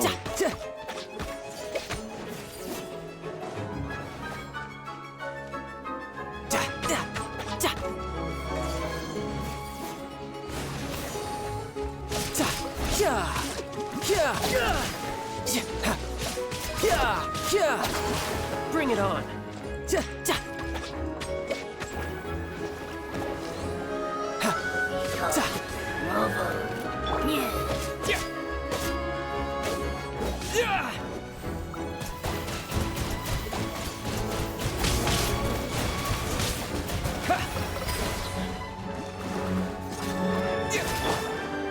You're mine.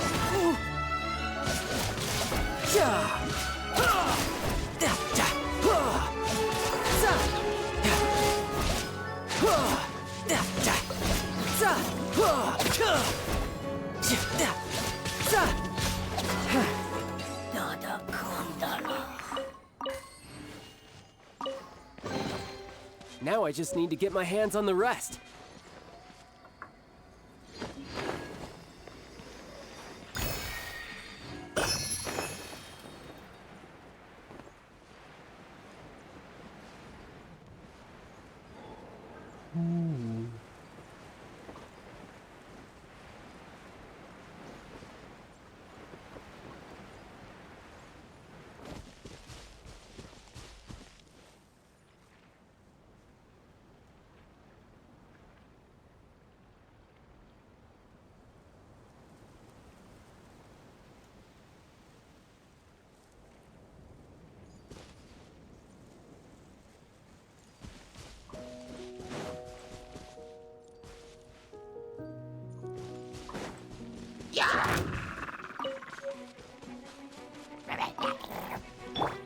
Bombs away! Confess! Truth hurts!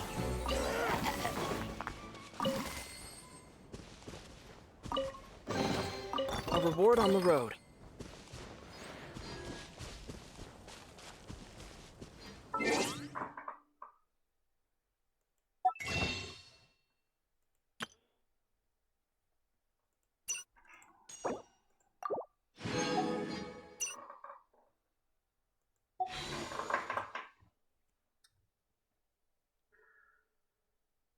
Eu acho que tá bom, né? Quase 4 horas de live.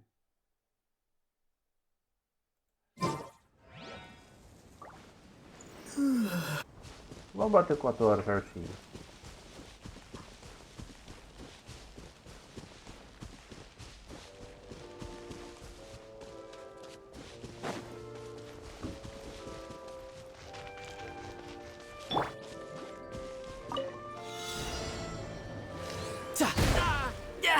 Amateur mistake.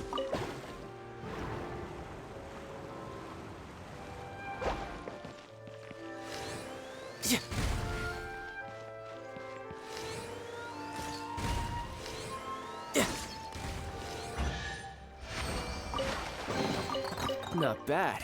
Not bad at all.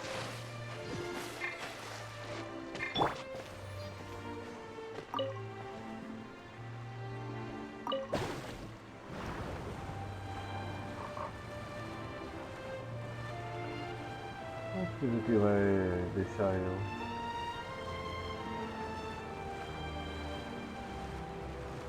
Olha só.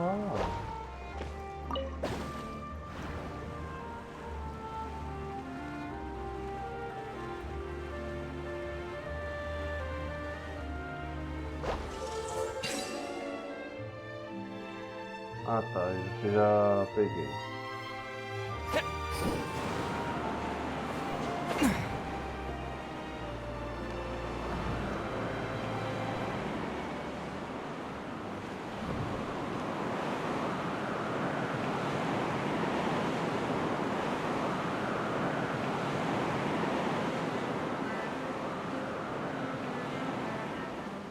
Parece que eu vi alguma coisa ali no topo da montanha. Ai ai.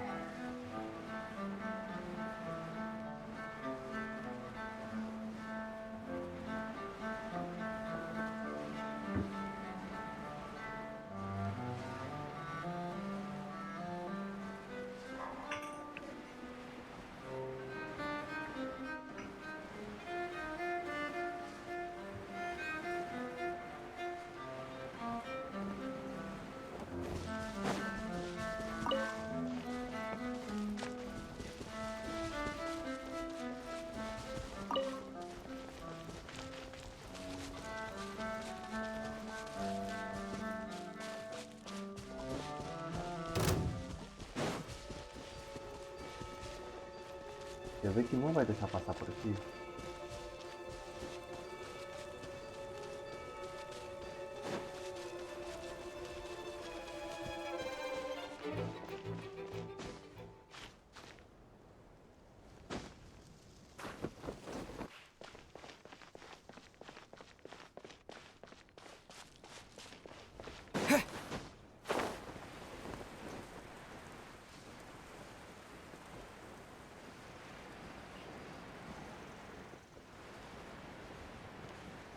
O que eu vi aqui? Ah, não tem... Não tem acesso.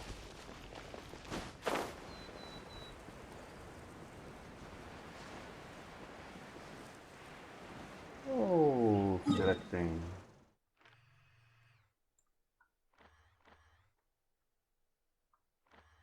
Não, não tem.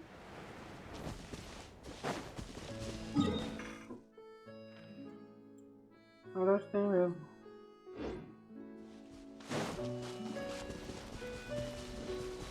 Ah, eu tinha visto essa montanha. Mas eu fiz que passou pra Explore the cima. area ahead of us later.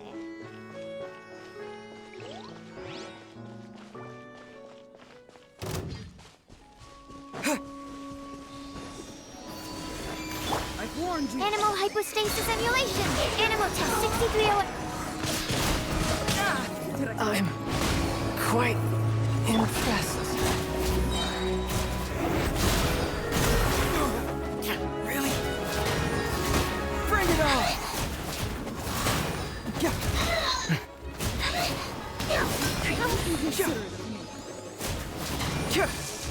A gift for you. I've been outsmarted. Stand clear. Animal test 6308.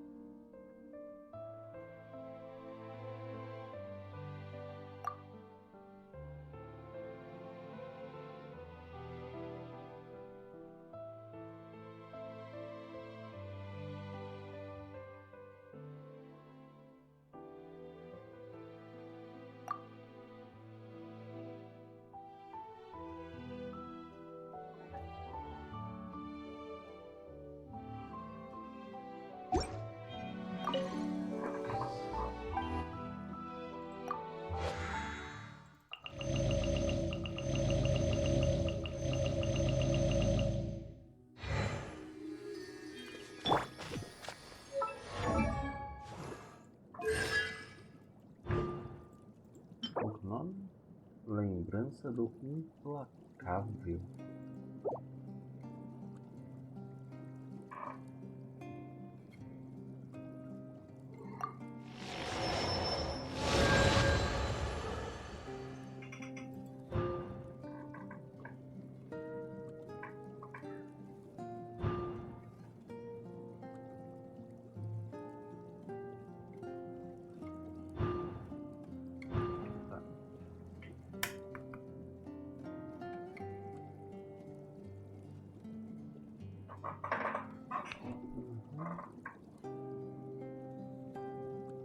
Cadê cenoura? Depois que as gotas de ervais se atingirem o nível,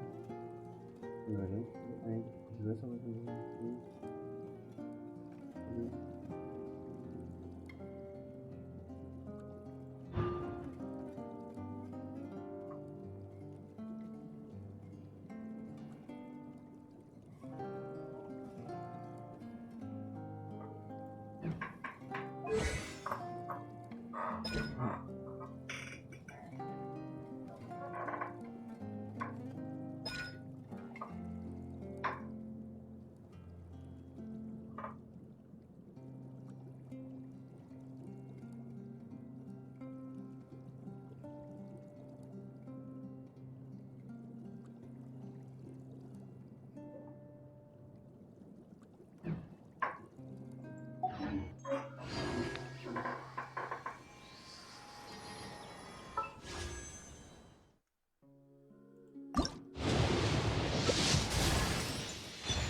Noel!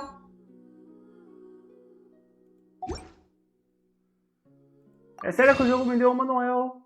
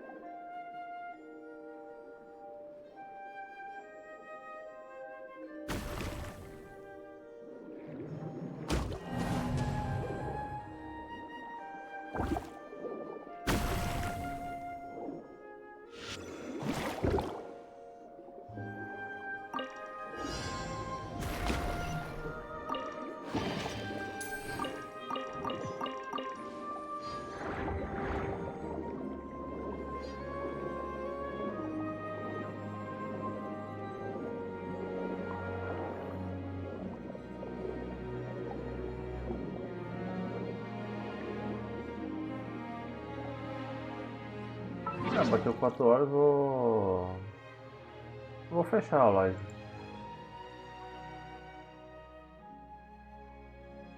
É isso.